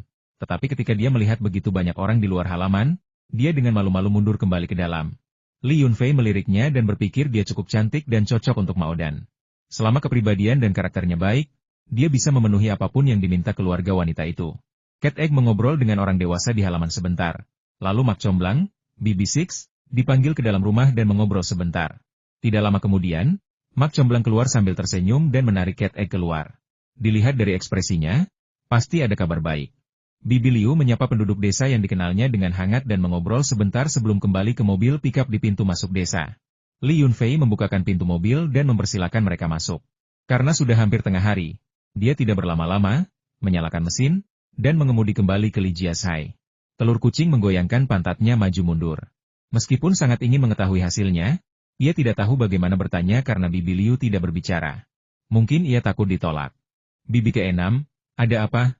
Apa yang dikatakan wanita itu? Li Yunfei bertanya dengan cemas kepada Mao Dan. Bibi Liu, seolah-olah sedang mempersembahkan sebuah harta karun, mengeluarkan selembar kertas dan bertanya dengan penuh misteri. Coba tebak apa yang ada di tanganku ini? Apa ini? Tanggal dan waktu kelahiran seorang gadis? Tanya Li Yunfei sambil bercanda. Hei, belum waktunya, kata Bibi Liu dengan angkuh. Biar ku beritahu, ini nomor telepon Xiaomin. Dia ingin mengenal Mao Dan lebih baik dan tidak ingin terburu-buru bertunangan. Tapi ini juga menunjukkan bahwa Xiaomin memiliki kesan pertama yang baik tentang Mao Dan, bersedia untuk belajar lebih banyak, dan telah memberikan nomor teleponnya. Jadi peluangnya sangat bagus. Hah? Nomor telepon? Tapi aku belum beli telepon, dan aku tidak tahu cara menggunakannya. Bagaimana aku bisa menghubunginya? Kata Cat Egg agak malu-malu. Li Yunfei tertawa dan berkata, itu mudah. Nanti saat kita lewat pasar, aku akan memilihkan satu untukmu di toko ponsel di sebelah kantor pos, dan itu akan dipotong dari gajimu bulan depan. Oke, baiklah. Tapi jangan beli yang terlalu mahal, secukupnya saja sudah cukup. Cat Egg menghela napas lega, baru kemudian menyadari bahwa sudut mulutnya sedikit sakit. Kakak Fua, kau juga melihatnya, kan? Aku berkelahi dengan pria berambut pendek itu dan memberinya 2 bungkus rokok berkualitas. Kurasa dia akan memotong 2 bungkus rokok itu dari gajiku bulan depan. Kalau bukan karena 2 bungkus rokok berkualitas itu, mungkin aku tidak akan punya kesempatan untuk bertemu Xiaomin. Hehe. Memikirkan gadis yang lembut itu, Mao Dan tersenyum dengan cara yang sangat konyol. Pergi sana. Kau masih ingat 2 bungkus rokok itu? Apa itu tidak mengganggumu? Sudah seharusnya kakakmu membantumu sedikit.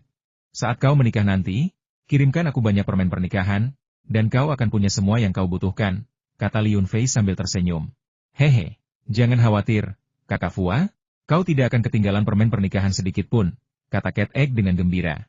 Mak Comblang di samping mereka merasa tidak senang dan pura-pura marah, sambil berkata, kau berani-beraninya pelit memberi permen pernikahan? Bibi ke-6, kau sudah makan ikan mas dan menerima amplop merah, kenapa kau butuh permen pernikahan? Kata Cat Egg dengan angkuh sambil mengambil secari kertas berisi nomor telepon itu. Setelah memilih telepon dan mendapatkan kartu SIM, waktu makan siang sudah tiba. Sang Mak Comblang sibuk sepanjang pagi dan tidak bisa meninggalkan mereka tanpa makan. Jadi Li Yunfei membawa mereka ke restoran sup daging sapi All Cui, di mana mereka bisa makan daging dan minum sup sepuasnya itu bahkan lebih memuaskan daripada makan masakan tumis. Kembali di desa, Mao Dan memamerkan ponsel barunya dan juga membual tentang kencan butanya, mengatakan bahwa semua orang sangat puas dan dia mulai menyukai gadis itu. Selama gadis itu tidak keberatan, langkah selanjutnya adalah membahas mahar. Benar saja, beberapa orang asing berkeliaran di desa dengan kertas dan pena, secara acak menanyakan pertanyaan kepada penduduk desa yang lewat tentang lingkungan dan pembangunan jembatan. Li Yunfei khawatir dengan orang asing ini, takut mereka mungkin memiliki rencana lain, jadi dia mengirim Li Yunchong bersamanya. Namun, Li Yunchong jelas tidak sabar. Dia memberi anak-anak itu beberapa dolar dan mengirim mereka bersamanya sementara dia menyeberangi sungai ke kru film untuk meminta peran kecil. Li Yunfei tidak bisa berbuat apa-apa dengan orang bodoh ini. Karena tidak ada kegiatan di sore hari, dia berkeliling desa dan mengobrol dengan penduduk desa. Saat melewati rumah kakek kelimanya, kakeknya sedang berdiri di pintu masuk gang sambil merokok pipa. Ketika melihat Li Yunfei, dia memanggil, Fua, aku baru saja menyimpan hampir 10.000 jin minuman keras Wuliangye. Kapan kepala kota akan datang untuk mengambilnya? Jika dia tidak bisa menghabiskan semuanya, aku bisa menjual sebagian di pasar dulu. Aku hampir kehabisan tempat penyimpanan di rumah. Li Yunfei belakangan ini sangat sibuk sehingga hampir lupa tentang hal ini. Dia telah menyimpan banyak anggur, memenuhi gudang anggur kecilnya. Karena ruang yang sempit telah meluas, dia belum bisa memperluas gudang anggur, dan fasilitas pendukungnya pun belum mencukupi. Kakek kelima, jangan khawatir, kami bisa menangani anggur sebanyak yang Anda inginkan. Apakah Anda mengalami kesulitan keuangan? Jika Anda tidak memiliki bahan untuk membuat anggur, Anda bisa meminjamnya dari saya terlebih dahulu. Anggur ini pasti akan siap dikirim dalam waktu 3 hingga 5 hari, kata Li Yunfei sambil tersenyum. Selama para bos di kota masih menginginkan minuman keras kita, tidak apa-apa. Jika tidak, kita bisa mengurangi produksi sesegera mungkin. Kita tidak kekurangan uang untuk saat ini, karena setelah menyeduh 2 batch minuman keras baru lagi, akan tiba tahun baru. Kita tidak berencana melakukan hal lain sebelum tahun baru. Tahun ini sangat melelahkan, jadi kita akan beristirahat beberapa hari. Kakek kelima baru-baru ini menjadi kaya raya. Dia tidak berani membandingkan dirinya dengan Li Yunfei. Dibandingkan dengan keluarga biasa, dia menganggap dirinya sangat kaya. Menjual 10.000 jin minuman keras biji-bijian kecil yang dia simpan akan menghasilkan 200.000 yuan tunai. Bagaimana mungkin keluarga biasa memiliki sumber daya keuangan seperti itu? Baiklah, Aku akan menelepon temanku di kota sekarang juga dan menanyakan kapan dia bisa mengangkut barangnya. Li Yunfei berkata, sambil berpura-pura menekan nomor telepon. Dia mengucapkan beberapa kata di telepon lalu menutupnya. Kemudian dia berkata kepada kakek kelimanya, tepat pada waktunya. Pihak lain akan segera menelepon untuk memesan barang. Sebentar lagi, suruh kakak King Hu dan para pekerja membawa anggur ke tempat terbuka di luar halaman rumahku. Sebuah truk akan datang malam ini dan langsung mengambilnya. Pembayaran akan ditransfer ke rekeningmu besok. Haha, sekarang setelah kau bilang begitu, aku lega. Tapi aku akan menyimpan beberapa ratus kati anggur berkualitas, pertama untuk pernikahanmu, dan kedua untuk tahun baru. Sambil berbicara, kakekku, dengan pipa di mulutnya, berlari pulang. Jelas sekali ia telah banyak khawatir akhir-akhir ini. Anak-anak desa tiba-tiba berlari kembali dari luar, berteriak kaget karena seorang biksu muda telah datang. Bahkan anjing-anjing pun tak berani menggonggonginya. Mereka telah mendengar bahwa sebuah pembunuhan telah terjadi di Hotel Bamboo House dan datang khusus untuk melakukan ritual membantu orang yang meninggal untuk berpulang. Ia duduk di pintu sambil melantunkan sutra dan tak mau pergi. Dan para pelayan tak bisa mengusirnya. Mendengar itu, anak-anak lainnya tertawa dan mengikuti. Siap menyaksikan keseruan tersebut. Seorang biksu datang? Mungkinkah dari biara Landa lagi? Li Yunfei pusing setiap kali mendengar kata biksu akhir-akhir ini. Bukannya dia punya prasangka buruk terhadap biksu, tetapi tidak ada biara yang layak di dekatnya, dan kemunculan biksu biasanya berarti mereka terkait dengan biara Landa. Luo Peng, manajer penggerak investasi pariwisata, segera menghubungi Li Yunfei dan memintanya untuk mencari cara menyingkirkan biksu itu. Karena kehadirannya di pintu pasti akan menghambat bisnis, dan karena ada tamu asing yang menginap di hotel baru-baru ini, gangguan dari biksu itu akan berdampak buruk. Sekalipun Luo Peng tidak menelepon, Li Yunfei tetap akan pergi untuk mengecek. Jika itu benar-benar seorang biksu dari kuilan Duo, Li Yunfei harus menanyakan keberadaan kakeknya kepadanya.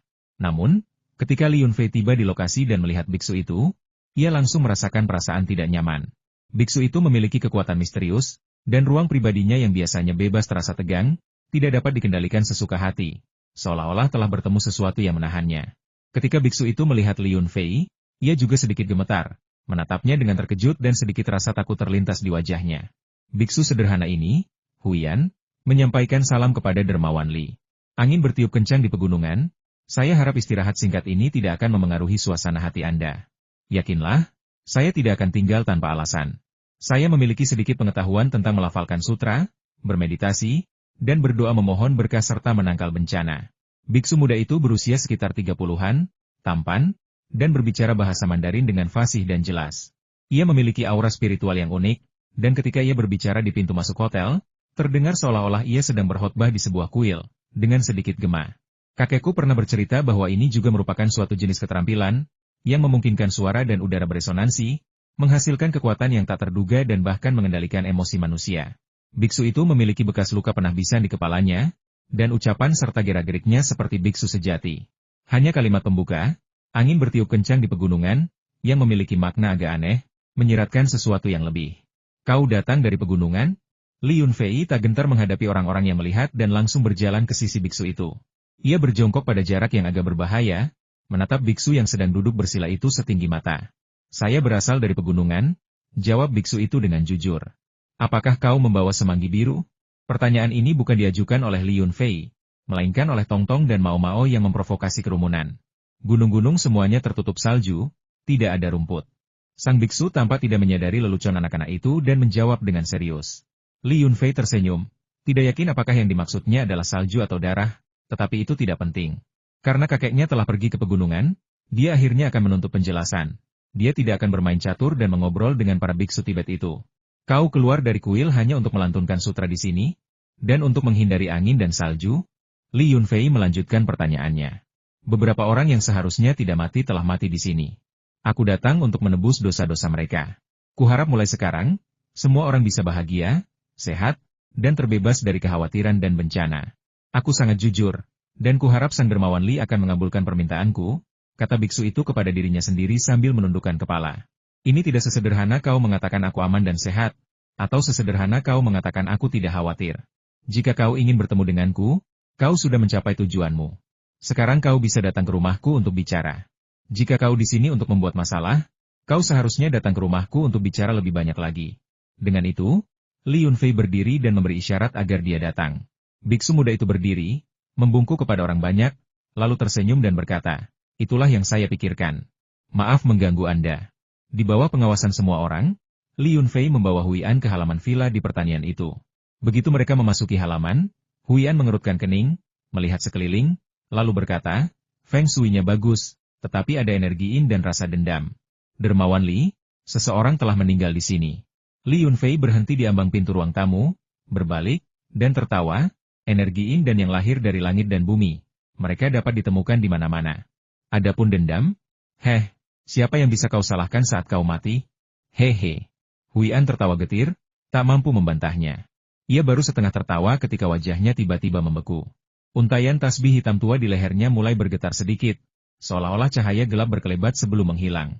Ekspresi Li Yunfei juga berubah, dan tanpa sadar ia menggosok kedua tangannya, merasakan sedikit nyeri di luka lama di tangan kirinya. Itu seharusnya adalah titik pusat ruang kecil, dan juga tempat roh masuk dan keluar. Barusan, ia telah bergerak, mencoba membawa biksu misterius ini ke ruang kecil. Ini adalah pertama kalinya dia bertemu seseorang yang menimbulkan ancaman, jadi dia hampir kehilangan kesabaran dan ingin bertindak serta menyelesaikan masalah besar ini segera setelah memasuki rumah sakit. Dia tidak peduli apakah orang lain mencurigainya atau tidak. Namun, upaya tersebut tidak berhasil. Ruang kecil yang biasanya efektif itu terhalang oleh sesuatu dan gagal menampung biksu tersebut. Silakan, kita bicara di dalam. Tidak pantas bicara di luar. Li Yunfei berpura-pura acuh tak acuh, membuka pintu ruang tamu, dan mengundang biksu muda itu masuk. Senyum Huian agak kaku, tetapi dia tetap mengikutinya masuk, sambil berkata, kau memang memiliki artefak sihir legendaris yang dapat membunuh tanpa meninggalkan jejak. Tidak heran para biksu di kuil menghilang tanpa jejak. Aku berani masuk bersamamu karena aku harus mengambil tindakan pencegahan. Jadi Dermawan Li, tolong jangan menguji kesabaranku lebih jauh. Jika kau ingin melampiaskan amarahmu, pukul saja biksu rendahan ini. Aku tidak akan membalas. Menggunakan artefak sihir yang telah lama hilang akan terlalu sia-sia. Jika kau kehilangan kendali atas kekuatannya, itu akan menyebabkan kerusakan yang tidak dapat diperbaiki pada kedua belah pihak. Li Yunfei terkejut, tetapi wajahnya menunjukkan ketidakpercayaan artefak sihir. Artefak sihir apa? Kalian para biksu dan Taois, berhentilah membicarakan hal-hal mistis sepanjang hari. Mari kita serius. Di dunia seni bela diri saat ini, para praktisi seni bela diri masih dihormati. Kakekku telah mencapai alam transenden. Dia pergi ke kuilan Duo untuk meminta penjelasan. Bagaimana keadaannya sekarang? Jangan beritahu aku dulu, biar aku tebak, kau pasti tidak mampu menghadapinya, dan banyak orang tewas atau terluka, kan? Pada akhirnya, kau tidak punya pilihan selain mencapai penyelesaian, dan begitulah kau muncul, dan kakekku belum kembali. Dia pasti terluka dan bersembunyi di suatu tempat untuk memulihkan diri. Saat Li Yunfei mengucapkan kesimpulan-kesimpulan ini, pikirannya bergejolak. Fakta bahwa kata artefak magis berasal dari mulut seorang biksu semakin mengguncang pemahamannya tentang dunia. Pasti ada sistem lain di luar sistem ilmiah, meskipun telah lama tersembunyi. Tetapi ketika Anda mencapai level itu, Anda akan terkejut menemukan bahwa di dalam lingkaran kecil ini, ada banyak orang serupa, masing-masing memiliki kemampuan supranatural yang tak dapat dijelaskan. Sebagai contoh, rosario yang dikalungkan di leher biarawan hanyalah benda biasa. Tetapi selama serangan itu, keanehan rosario tersebut terlihat jelas. Biksu itu melanjutkan dengan senyum getir, entah kau mengakuinya atau tidak, beberapa hal memang terjadi. Aku diutus oleh kepala biara untuk menyelesaikan konflik antara kedua belah pihak. Kali ini, kesalahannya terletak pada biara Landuo kita. Sehingga kakekmu, Guru Tua Li Chun Qiu, membunuh 13 guru biara Landuo kita, dan kepala biara mentolerirnya, mengatakan itu adalah karma. Baru setelah dendam Guru Tua Li mereda, beliau memimpin para biksu untuk mengalahkannya, dan kedua belah pihak mencapai kesepakatan rekonsiliasi sementara. Aku kemudian diutus turun gunung sebagai saksi dan pengawas rekonsiliasi. Jika salah satu pihak menimbulkan masalah lagi, aku pasti akan membantai mereka. Saat Li Yunfei menyaksikan biksu itu mengucapkan kata-kata terakhirnya, dengan senyum iba dan tak berdaya yang masih terukir di wajahnya, rasa dingin menjalari tubuhnya. Biksu ini bukanlah orang biasa. Untuk dipercayakan tugas sepenting itu oleh kepala biara dan untuk mendamaikan perseteruan berdarah, ia pasti memiliki metode dan kebijaksanaan yang luar biasa. Nada bicara Li Yunfei pun berubah tajam. Kau pikir rekonsiliasi semudah itu? Biar kutanyakan, posisi dan status apa yang dipegang Mahacaga di biara Landa MU? Sekarang dia sudah mati. Tidak ada yang mau balas dendam?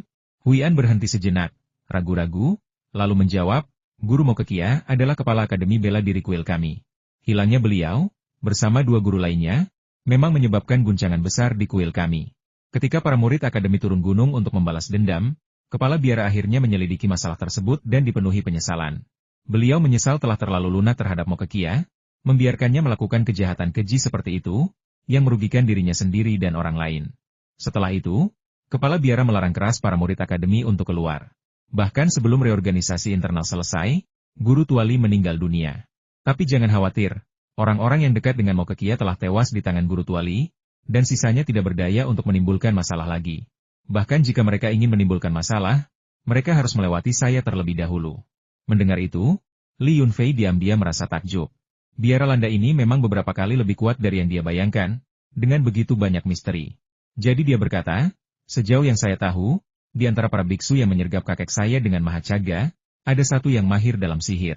Dia bukan biksu dari Akademi Bela Diri, kan? Huyan menyeka keringat di dahinya.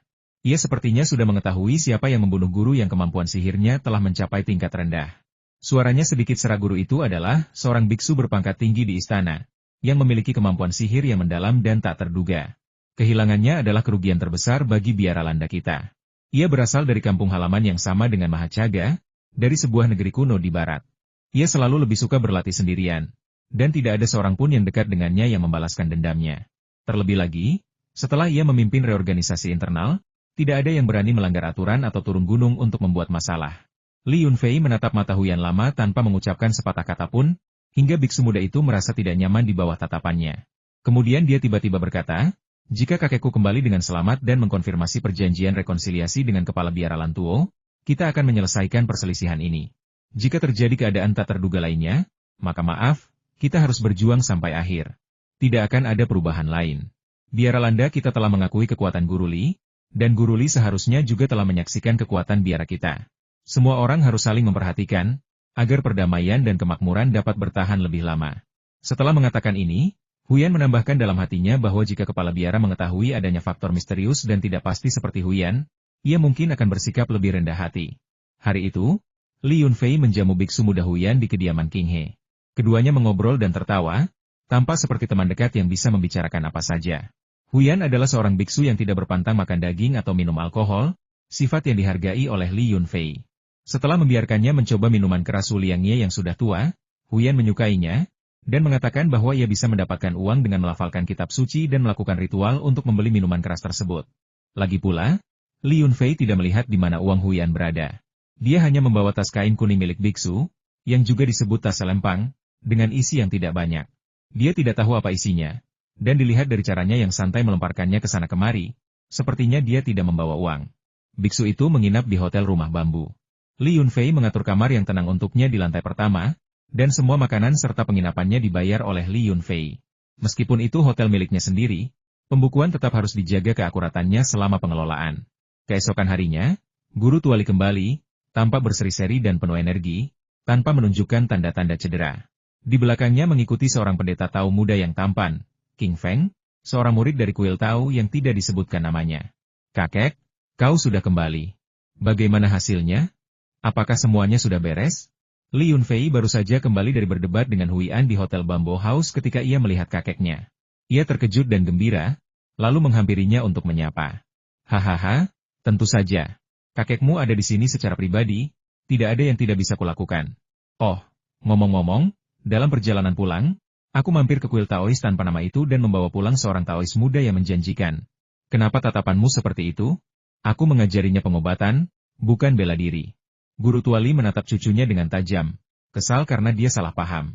Pendeta Tao muda King Feng dengan cepat melangkah maju dan membungkuk. Berkata, King Feng memberi salam kepada kakak senior. Saya akan tinggal di desa keluarga Li untuk waktu yang lama mulai sekarang. Mohon bimbingan Anda jika ada kesalahan yang saya lakukan.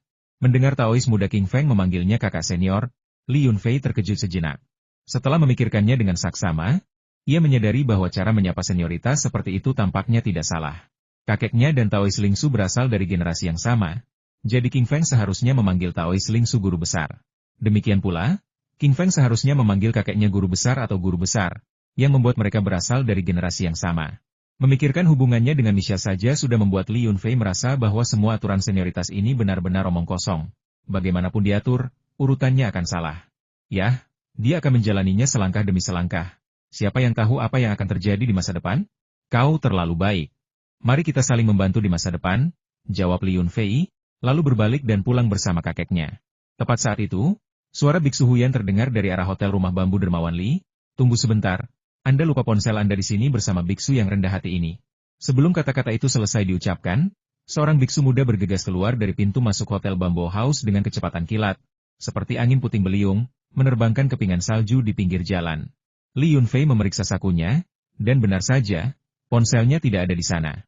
Dia telah menjawab panggilan saat mengobrol dengan Huian dan meninggalkannya di meja hotel. Dia lupa membawanya saat pergi. Saat melihat biksu itu, King Feng muda, seorang Taois, hanya sedikit waspada, merasakan kekuatan dan sifat luar biasa biksu itu dari kecepatan dan auranya. Ketika Li Chunqiu melihat biksu muda ini, dia tidak bisa menahan aura ganasnya. Dia melangkah setengah langkah ke depan, lengan bajunya sedikit menggembung, energi sejatinya meluap, siap untuk bergerak. Apa yang kau lakukan di sini? Apa kau lupa perjanjian penyelesaian yang baru saja kita sepakati? HMPH. Sepertinya aku belum cukup membunuh, belum cukup kejam. Li Chunqiu sangat marah, rambut dan janggutnya berdiri tegak seperti pedang terhunus, memperlihatkan niat membunuh yang kuat.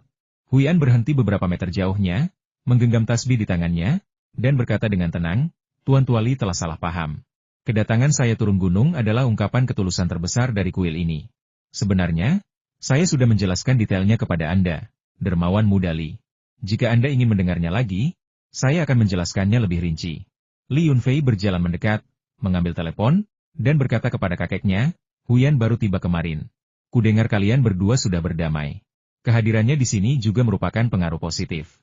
Setidaknya jika ada biksu Tibet bodoh yang membuat masalah lagi, Huian akan membunuh mereka tanpa kita perlu berbuat apa-apa. Benar begitu, Guru Huian? Apa yang dikatakan dermawan Li benar? Tapi kalian bisa panggil saja aku Huian. Aku tidak pantas disebut guru. Kalian berdua bicaralah, aku akan kembali ke hotel untuk beristirahat dulu. Kata Huian, mundur 3 langkah sebelum berbalik dan pergi. Setelah Huian menghilang, Guru Tuali berbisik, biksu ini bukan orang biasa. Kau harus berhati-hati dan jangan terlalu dekat dengannya. Karena dialah aku tidak bisa melanjutkan pembunuhan. Dia memiliki kekuatan yang membuatku takut, dan aku tidak punya pilihan selain mencapai kesepakatan damai dengan kepala biara tua dari biara Landa. Li Yunfei mengangguk dan berkata, kami belum dekat. Kami baru saja bertemu dan sedang dalam proses saling mengenal. Dia memiliki kekuatan besar, tetapi saya belum merasakan niat jahat apapun, jadi saya tidak berencana untuk bertindak. Akan lebih baik untuk semua orang jika kita bisa bergaul secara damai. Wajah Li Chunqiu menunjukkan sedikit kekhawatiran dendam ini tidak mudah diselesaikan. Perdamaian sejati membutuhkan dukungan militer yang kuat. Jadi kalian harus bekerja keras. Tidak peduli dari siapa kalian belajar keterampilan itu, kalian harus berlatih dengan tekun untuk menjaga kekuatan diri. Dengan cara ini, musuh tersembunyi tidak akan berani bertindak gegabah. Di masa depan, anak-anak kalian juga harus cukup kuat sehingga musuh tidak akan berani bergerak. Li Yunfei mencibir dengan jijik apakah benar-benar perlu bersusah payah seperti ini? Jika bajingan-bajingan ini masih begitu tidak tahu berterima kasih dan memiliki niat jahat, aku pasti akan membunuh mereka semua sebelum aku mati. Dan aku tidak akan pernah meninggalkan masalah dan kebencian kepada anak-anak dan keturunanku. Jika semudah itu, dunia bela diri tidak akan menjadi dunia bela diri lagi, kata Li Chunqiu, sambil sudah memasuki halaman rumahnya. King Feng mengikuti di belakang, melirik ke arah tempat Huian menghilang, tidak mengatakan apapun, lalu masuk ke halaman, menutup pintu di belakangnya. Ibu Li Yunfei sedang berbicara dengan neneknya ketika keluarga itu sangat gembira melihat Li Chunqiu kembali. Sang nenek melirik Li Chunqiu, dan melihat dia baik-baik saja, lalu memarahinya, dasar orang tua bodoh, berapa umurmu? Kau memutuskan untuk pergi ke pegunungan begitu saja? Kenapa kau tidak jatuh ke tumpukan salju dan mati? Ini tahun baru, dan kau membuat seluruh keluarga khawatir. Li Chunqiu terkekeh, tetapi kata-katanya terdengar menantang nenek, apa kau tahu? Jangan khawatirkan apa yang dilakukan laki-laki. Lihat, aku sudah membawakanmu seorang pembantu. Mulai sekarang, dia bisa melakukan semua pekerjaan mencuci, memasak, dan memotong kayu. King Feng tersenyum kecut dan buru-buru menyapa neneknya. Meskipun ini bukan pertemuan pertama mereka, status mereka sekarang berbeda. Karena dia belajar pengobatan dari Li Chunqiu, dia harus memperlakukan dirinya sebagai murid, bukan lagi tamu. Sembari keluarga mengobrol dan sibuk memasak, Li Yunfei pergi ke ruang belajar bersama kakeknya untuk mendengarkan kakeknya menceritakan pengalaman perjalanan mereka. Kekuatan Kuilan Duo melebihi ekspektasi Li Chunqiu, dan pencapaian alam transenden oleh Li Chunqiu juga sangat mengejutkan Kuilan Duo. Seperti yang dikatakan Huian, kedua belah pihak pada akhirnya memiliki kekhawatiran masing-masing dan masalah tersebut berakhir dengan rekonsiliasi. Kesediaan Huian untuk menjadi sandera, sekaligus bertindak sebagai pengawas, jelas menunjukkan bahwa biara Landa saat ini tidak ingin menimbulkan masalah lebih lanjut. Apakah pihak lain akan menuntut pembalasan jika biara Landa menghasilkan 1 atau 2 individu yang sangat terampil di masa depan masih harus dilihat. Setelah menyelesaikan urusan kuil Landuo, Li Yunfei mengalihkan pembicaraan ke kuil Taois tanpa nama itu dan bertanya, "Mengapa kalian membawa King Feng ikut serta? Dengan kepribadian kalian, bagaimana kalian punya waktu untuk mengajar orang pengobatan?" Li Chunqiu menatapnya tajam dan berkata, "Apa yang salah dengan kepribadianku? Selain kungfu, yang tidak bisa diturunkan kepada orang luar, aku telah mengajarimu banyak keterampilan medis, tetapi kau tidak mau belajar. Sekarang kau sudah berusia lebih dari 20 tahun, sudah terlambat bagimu untuk belajar. Jika aku tidak menemukan penerus, aku tidak akan tenang saat meninggal. Baiklah, baiklah, ini salahku karena tidak belajar cukup giat dan mengecewakanmu. Kau bisa mengajariku jika mau, dan mengajari sebanyak yang kau suka. Aku tidak peduli soal itu." "Itu. Tuan Yi, apakah dia tetap tinggal di kuil Taois tanpa nama dan tidak ikut turun gunung bersamamu?" tanya Li Yunfei. "Apa, Tuan Yi? Dari segi senioritas, Anda seharusnya memanggilnya paman guru. Mereka tidak akan mudah melepaskan kebencian mereka terhadap kuil Landuo. Apa yang ingin mereka lakukan di luar kendali saya?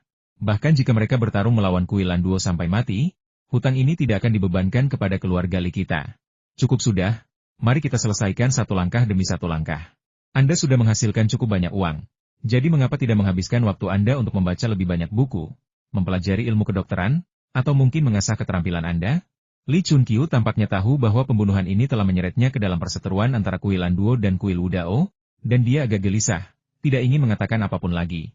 "Teknik bela diri apa yang harus kupelajari? Apakah aku harus terus berlatih teknik bergulat militer yang diajarkan kakek San kepadaku?" Li Yunfei memutar matanya. Rasa kesalnya terhadap kakeknya karena tidak mewariskan keterampilan bela dirinya tidak mudah dihilangkan. Li Chunqiu sangat marah hingga ia meniup janggutnya dan menatap tajam. "Jika kau bisa membunuh 3 bersaudara Mokekiajia tanpa mengeluarkan suara dengan berlatih teknik bergulat, maka aku bersedia mempelajari keterampilan seperti itu. Aku tidak ingin memintamu. Tetapi jika kau benar-benar mendapatkan catatan guru Lingsu, kau tidak boleh mengecewakan guru ini. Saat kau bosan, kau juga harus memberi beberapa petunjuk kepada murid-murid kuil Wudao, agar garis keturunan mereka tidak terputus." Li Yunfei menggelengkan kepala dan menghela napas. Setelah berpikir sejenak, dia dengan jujur mengaku, "Sayangnya, sepertinya semua orang tahu tentang kebiasaan guru Lingsu yang suka mencatat sembarangan. Baiklah, Anda kakek saya, jadi saya tidak akan menyembunyikannya dari Anda. Memang ada sebuah buku catatan bernama Catatan Pencerahan, yang saya miliki. Saya baru saja selesai mempelajarinya, itu buku yang luar biasa. Saya akan membawanya untuk Anda malam ini, tetapi saya tidak akan mengakuinya kepada siapapun." Li Chunqiu sepertinya sudah mengantisipasi hasil ini, menggelengkan kepalanya dan berkata, "Aku tidak akan melihat.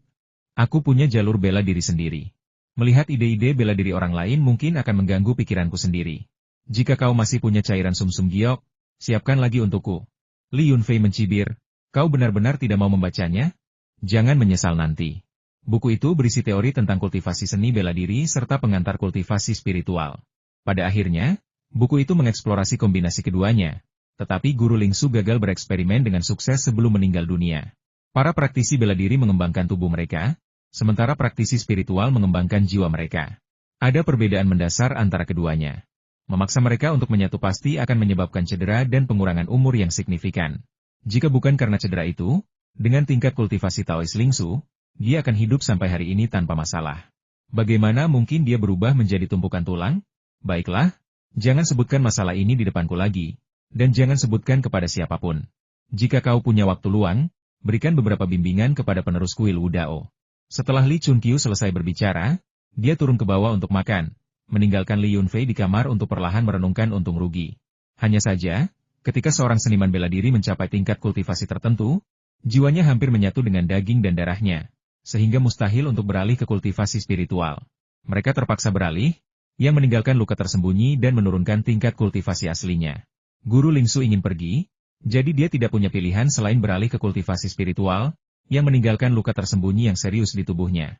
Pada akhirnya, dia ingin mencapai kesatuan dengan jiwanya, tetapi dia terluka terlalu parah dan meninggal di sebuah gua bawah tanah. Jika dia tidak terluka terlalu parah, Guru Lingsu mungkin berhasil.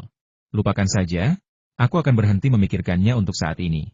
Ketika aku punya lebih banyak waktu luang nanti, aku bisa membimbing murid-murid kuil Wudao tentang beberapa metode kultivasi. Sambil memikirkan hal itu, Li Yunfei turun ke bawah untuk makan. Beberapa hari berikutnya, orang-orang asing itu tampaknya sudah muak dengan tingkah laku mereka. Atau mungkin mereka sudah mendapatkan informasi yang mereka inginkan. Mereka meninggalkan hotel rumah bambu tanpa mengucapkan selamat tinggal kepada Li Yunfei, dan langsung pergi ke kota untuk membahas masalah investasi dengan Sekretaris Tang. Kepala Desa Li Tianlai dipanggil ke rapat oleh pemerintah kota, terutama untuk membahas investasi asing di fasilitas pariwisata. Pemerintah kota meminta desa untuk bekerja sama sepenuhnya, tidak mencoreng reputasi negara, dan meningkatkan kesadaran mereka. Mereka mengatakan bahwa selama jembatan dibangun dan sumber daya pariwisata dikembangkan, kota akan menjadi kaya, dan Li Jiashai akan makmur. Ketika Li Yunfei mendengar kepala desa menyampaikan isi pertemuan itu kepadanya, dia menggelengkan kepalanya sedikit. Kepala desa mengatakan bahwa pembangunan jembatan akan dimulai setelah tahun baru, tetapi dia tidak optimis bahwa orang asing ini akan benar-benar mengembangkan sumber daya pariwisata, karena tujuan mereka adalah meteorit matahari. Pernikahan Li Yunfei semakin dekat. Ia sangat sibuk di rumah akhir-akhir ini dan hanya sempat berbicara sebentar dengan kepala desa. Ia hanya meminta kepala desa untuk bekerja sama. Selama pihak lain fokus membangun jembatan dan bersedia mempertimbangkan perasaan para tetua desa, serta membangun kembali jembatan berdasarkan jembatan yang rusak, desa tidak akan mengalami kerugian. Kepala desa akan bekerja sama dengan cara apapun yang diinginkannya, bahkan jika jembatan ponton harus dibongkar setelah dibangun. Li Yunfei bersedia mendukungnya. Di sini, tidak ada kebiasaan memiliki pendamping pria dan pendamping wanita di pernikahan. Ketika mempelai pria menjemput mempelai wanita, ia membawa seorang anak laki-laki dan seorang anak perempuan bersamanya di dalam mobil, yang disebut anak laki-laki emas dan anak perempuan giok. Mencari anak-anak itu mudah. Ada dua anak yang siap sedia mau-mau dan tong-tong, yang seusia. Karena keluarga mempelai wanita memberikan uang hadiah kepada anak-anak tersebut, mereka semua adalah anak-anak kerabat. Rumah itu dibersihkan lagi, dan kakak perempuanku, iparku, Li Yunchong, Mao Dan, Hu Dahai, dan Jiang Qinqin semuanya datang membantu. Karena pernikahan akan berlangsung beberapa hari lagi, mempelai wanita tidak bisa bertemu mempelai pria saat ini. Jadi meskipun mereka tinggal di dekatnya, Yang Yunu tidak berani datang, takut diejek. Ketika dia dan saudara perempuannya pergi ke kota untuk menjemput adik laki-laki mereka yang pulang untuk liburan, mereka melewati villa itu dan terlalu malu untuk melihat ke arahnya. Adik laki-lakinya, Yang Yulong, bersekolah di SMA swasta di kota dan baru saja memulai liburannya hari ini. Karena dia satu-satunya anak laki-laki dalam keluarga, dia cukup manja. Meskipun dia sudah dewasa, dia masih menelepon keluarganya untuk menjemputnya ketika dia kembali ke kota. Pada tahun-tahun sebelumnya, bapak dan ibu Yang Wending akan menjemput putri mereka bersama-sama, tetapi tahun ini istimewa. Mereka harus menyiapkan mas kawin untuk putri mereka, Yang Yunu, dan menerima kerabat serta teman-teman yang datang untuk memberi selamat, sehingga mereka terlalu sibuk dan harus mengirim kedua putri mereka untuk menjemputnya. Li Yunfei tidak memiliki kesan yang baik terhadap saudara iparnya karena bocah nakal itu punya kebiasaan mengadu ketika mereka masih kecil. Dia akan menangis dan berguling-guling di tanah jika disentuh, mengatakan bahwa seseorang telah memukulnya. Yang Wending, di sisi lain, lebih menyukai anak laki-laki daripada anak perempuan. Jika ada yang menindas putranya, terlepas dari siapa yang benar atau salah, dia akan pergi ke orang tua orang lain untuk menyelesaikan masalah tersebut. Karena itu, Li Yunfei tidak suka berbicara dengan bocah itu. Suatu kali, dia dimarahi ibunya karena Yang Yulong. Sebelum pulang, dia menangkap bocah itu, memukulinya habis-habisan, dan lari pulang. Dia tidak berani pergi ke rumah nenek dari pihak ibunya untuk waktu yang lama. Nenek Li Yunfei adalah seorang yang cerewet. Berdiri di halaman, dia akan memberi perintah kepada orang ini dan orang itu Fua. Jangan hanya berdiri di situ, cepat cari Chef Li, suruh dia membawa makanan dengan cepat dan segera siapkan kompornya. Dengan begitu banyak orang yang datang untuk membantu, bagaimana kita bisa memberi makan semua orang jika kita tidak menyiapkan kompor terlebih dahulu? Li Yunfei menjawab dan hendak memanggil Chef Li ketika nenek berkata, "Ayahmu di mana?" Dia sudah dewasa, tapi dia bahkan tidak bisa mengurus semuanya dengan benar. Aku sudah menyuruhnya memotong lebih banyak terpal plastik agar tendanya lebih besar, tapi mereka baru memasang sedikit saja. Bagaimana jika turun salju atau hujan di hari pernikahan? Chen Xiuzi baru saja kembali dari meminjam bangku ketika dia melihat ekspresi cemas ibu mertuanya. Dia segera menenangkannya, "Bu, masih pagi. Kita bisa memasangnya besok. Terpal plastiknya sudah dipotong, jadi jangan khawatir. Kita bisa membuat tenda sebesar apapun yang kita mau. Ngomong-ngomong, aku dengar Bibi Fua akan datang. Kapan dia akan tiba?" "Oh, astaga, aku hampir lupa. Gadis itu bilang dia akan datang siang ini, tapi sekarang sudah jam berapa? Kalau bukan karena pernikahan cucuku, aku tidak akan membiarkannya datang sejauh ini. Fua, kenapa kamu tidak menelepon bibimu dan bertanya di mana dia?" Sebelum Li Yunfei menyelesaikan satu tugas, neneknya memberinya tugas lain. Li Yunfei menjawab dan segera menelepon bibinya. Dia biasanya tidak terlalu dekat dengan keluarga bibinya, karena bibinya telah menikah dan menetap di kota lain, hanya kembali mengunjungi neneknya saat liburan. Jika sibuk dengan bisnis, terkadang dia tidak akan kembali, tetapi dia akan mengirimkan bahan makanan dan sejumlah uang kepada kakek neneknya melalui pos. Karena kami tinggal berjauhan dan jarang saling mengunjungi, hubungan saya dengan keluarga bibi saya menjadi agak renggang. Ini mungkin masalah umum di antara semua kerabat, interaksi yang lebih banyak mengarah pada ikatan yang lebih erat, sementara kurangnya kontak dapat merusak bahkan hubungan yang paling dekat sekalipun. Keluarga bibinya menjalankan bisnis suplemen kesehatan di kota pegunungan. Bisnisnya tidak besar. Mereka memiliki toko sendiri di pasar grosir suplemen kesehatan dan dianggap sebagai keluarga yang cukup berada. Di masa lalu, ketika ia pulang mengunjungi kerabat selama festival musim semi, seluruh keluarga bibinya akan pulang dengan mobil mereka sendiri. Li Yunfei tidak ingat merek mobilnya, tetapi ia selalu merasa itu adalah mobil kelas atas. Tumpukan hadiah yang mereka keluarkan dari bagasi adalah hal yang paling membuatnya terkesan. Li Yunfei segera menghubungi nomor bibinya. Bibinya mengatakan bahwa dia telah tiba di kota kabupaten dan mengemudi dengan cepat karena jalanan licin, tetapi dia pasti akan pulang sebelum gelap. Sepupu saya menemani bibi saya. Dia adalah satu-satunya putra bibi, dan sebagai anak tunggal, dia cukup dimanja. Sepupu saya menikah muda, dan anaknya sudah cukup besar. Istrinya tidak ikut. Dia bilang dia di rumah mengurus anak dan juga sibuk dengan tokonya. Bagi para pebisnis, bisnis selalu berkembang pesat selama tahun baru Imlek, dan bahkan pamannya pun terlalu sibuk untuk menangani semuanya sendirian. Sebuah hal yang dipahami Li Yunfei. Dia menduga bahwa bibi dan sepupunya tidak akan tinggal lama, mungkin paling lama 2 atau 3 hari, dan akan langsung pulang setelah pernikahannya. Sepupunya, Li Qingmu, berlari menghampirinya dan berbisik, "Fua, orang-orang dari perusahaan perdagangan pertanian Dongfang ada di sini. Mereka telah mengganti penanggung jawabnya. Mereka bilang penanggung jawab sebelumnya mengundurkan diri dan tidak tahu catatan keuangan sebelumnya. Setelah dia selesai mengambil barang-barang ini, dia akan meminta bos untuk membayar kita semua sekaligus untuk melunasi saldo." "Sialan. Mencoba mempermainkanku lagi? Kau tidak akan mendapatkan satupun sayuran dariku sampai kau melunasi semua utangmu." "Di mana dia? Bawa aku menemuinya." Li Yunfei sangat marah mendengar ini. Tanpa berkata apa-apa lagi, dia mengikuti Li Qingmu pergi. Meskipun pembayaran awal sebesar 10 yuan per kilogram dilakukan di tempat, pembagian keuntunganlah yang merupakan uang sebenarnya. Li Yunfei saat ini membayar upah pekerjanya sangat tinggi, dan tanpa pembagian keuntungan, pertaniannya tidak akan menghasilkan uang sama sekali. Dalam cuaca bersalju seperti ini, harga sayuran biasa naik menjadi 6 atau 7 yuan, dan terkadang, bahkan uang pun tidak cukup untuk membeli sayuran hijau spesialnya. 3 restoran besar yang secara rutin bekerja sama dengannya secara proaktif menaikkan harga mereka, karena takut Li Yunfei akan berhenti memasok mereka dalam keadaan marah. Lagi pula, mereka tahu harga pasar sayuran Li Yunfei. Dan karena dia cukup murah hati memberi mereka harga dasar 10 yuan, mereka merasa tidak nyaman menerima pengiriman di tengah salju lebat ini.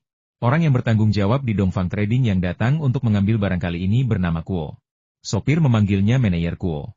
Dia adalah seorang pemuda berusia 20-an. "Anda pasti Bos Li? Haha. Saya sudah mendengar tentang situasi Anda. Saya baru saja menelepon bos perusahaan kami, dan dia mengatakan bahwa menjelang tahun baru, bisnis perusahaan perdagangan pertanian kami sedang booming. Begitu mereka menyelesaikan pembayaran dengan kami akan segera mentransfer uangnya ke pertanian Anda." Manajer Kuo menyapa Li Yunfei dengan senyuman, tetapi kata-katanya tegas dan dia mendekat dari jauh untuk berjabat tangan dengannya. Li Yunfei, dengan tangan di saku, mengabaikannya dan dengan kasar menatap manajer Kuo beberapa kali sebelum berkata, "Kau belum lama lulus sekolah, ya? Beraninya kau terjun ke dalam masalah seperti ini? Beruntung kau bertemu orang sepertiku hari ini. Kalau tidak, aku pasti sudah mengusirmu. Suruh bosmu Xiao untuk mencuci lehernya dan menunggu. Setelah aku menyelesaikan urusan di rumah, aku akan mengunjungimu di ibu kota provinsi. Aku akan menagih bunga atas uang yang kau hutangi, tidak kurang sepeser pun. Sekarang, pergilah dari sini, dan jangan pernah menunjukkan wajahmu di depanku lagi. Bahkan jika sayuranku membusuk di tanah, aku tidak akan pernah bekerja sama lagi dengan Dongfang Trading MU."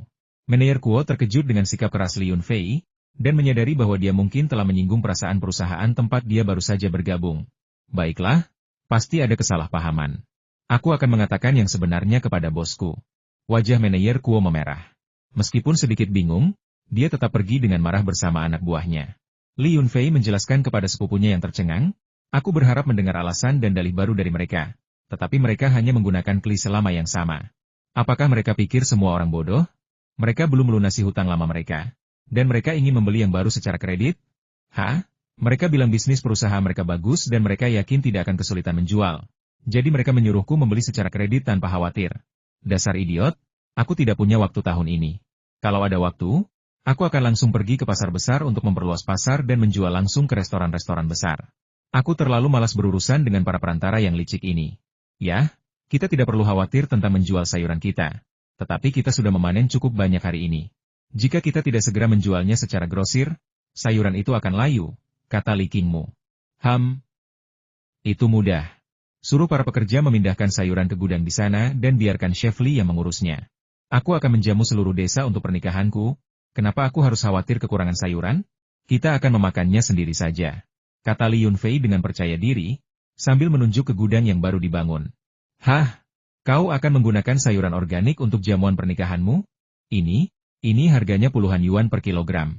Sayang sekali jika diberikan kepada penduduk desa. Li Qingmu sangat terkejut hingga tak bisa berkata-kata. Apa maksudmu puluhan yuan per kilogram? Kita menanamnya sendiri. Ini untuk dimakan keluarga kita sendiri. Apa ruginya? Baiklah, mari kita lakukan dengan cara ini. Saat Li Yunfei berbicara, telepon berdering lagi. Dia melambaikan tangannya, menyuruh sepupunya untuk menangani masalah itu. Telepon itu dari bibinya, yang mengatakan mobil mereka mogok di tengah jalan. Mereka berjarak sekitar 10 mil dari pasar di kota Qinglong, dan hari sudah mulai gelap. Tidak ada desa atau toko yang terlihat, dan hanya sedikit orang di jalan. Bibinya meminta Li Yunfei untuk mencari cara agar mobil bisa sampai ke Li Jiashai. Jika tidak ada yang bisa memperbaiki mobil, bibinya menyarankan agar seseorang memasang beberapa keledai atau bagal untuk membawa mobil ke sana terlebih dahulu. Mendengar itu, Li Yunfei pun ikut cemas. Ia mengecek jam, sudah lewat pukul 4 sore, dan langit mendung kelabu, seolah-olah akan segera gelap. Kenapa repot-repot pakai keledai? Aku sudah punya mobil sendiri sekarang. Dengan Dodge Ram Longhorn yang bertenaga, menarik SUV sepupuku tidak akan menjadi masalah. Dia mengatakan kepada bibinya agar tidak khawatir, dan bahwa dia akan segera mengantar orang-orang ke sana. Setelah menutup telepon, saya melihat Maodan dan sepupunya, Li Qinghu, mendorong gerobak, mengantarkan anggur kepada saya. Di belakang mereka ada seorang pemuda tegap dan jujur yang tampak agak familiar, tetapi saya tidak dapat mengingat namanya. Fua, kamu sudah menikah? Waktu cepat sekali berlalu. Aku bahkan belum punya pacar. Kudengar Maodan meminjam mobilmu untuk kencan butanya agar bisa memikat gadis itu, dan sepertinya semuanya berjalan lancar. Saat aku kencan buta beberapa hari lagi, bolehkah aku meminjam mobilmu? Pemuda jujur itu sangat informal dan langsung membicarakan mobil begitu mereka bertemu. Cat Egg tersenyum puas, dan melihat kebingungan di wajah Li Yunfei, dia segera memperkenalkan, Saudara Fua, ini Daniu. Dia telah bekerja di kota lain selama beberapa tahun dan belum kembali. Jika ibunya tidak sakit tahun ini, dia mungkin ingin menghabiskan tahun baru di kota lain. Kau, nak, sudah bertahun-tahun aku tidak melihatmu. Kukira kau sudah mati di sana. Ibumu bilang kau bekerja sebagai pengemudi di lokasi konstruksi? Kau bisa mengemudikan truk, ekskavator, dan traktor. Setelah sekian tahun, apakah kau masih tahu cara memperbaikinya? Kata Li Yunfei sambil melangkah maju dan memukul Daniu beberapa kali. Daniu hanya menyeringai dan tidak menghindar. Saya bisa memperbaiki traktor, dan saya bisa memperbaiki masalah kecil pada kendaraan lain, tetapi saya tidak bisa memperbaiki masalah besar. Anda harus mencari spesialis, jawab Daniu. Mendengar itu, Li Yunfei segera meraih tangannya dan berlari menuju area parkir. Ayo, mobil sepupuku rusak di jalan, bisakah kau bantu periksa? Jika memang tidak bisa diperbaiki, bisakah kau bantu mendereknya? Ngomong-ngomong, apakah kau butuh tali derek? Apakah menurutmu tali biasa saja sudah cukup? Duduk di dalam mobil Li Yunfei, mendengarkan deru mesin yang gagah, Daniu berkata dengan iri.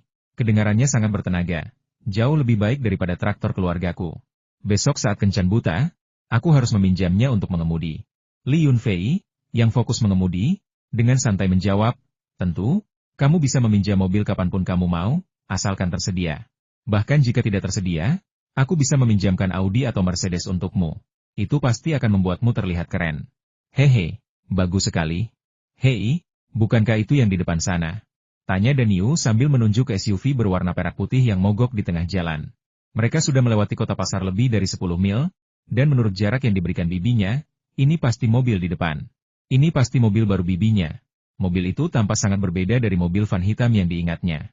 Dengan penglihatan Li Yunfei, dia dapat melihat dengan jelas logo Toyota di bagian depan mobil.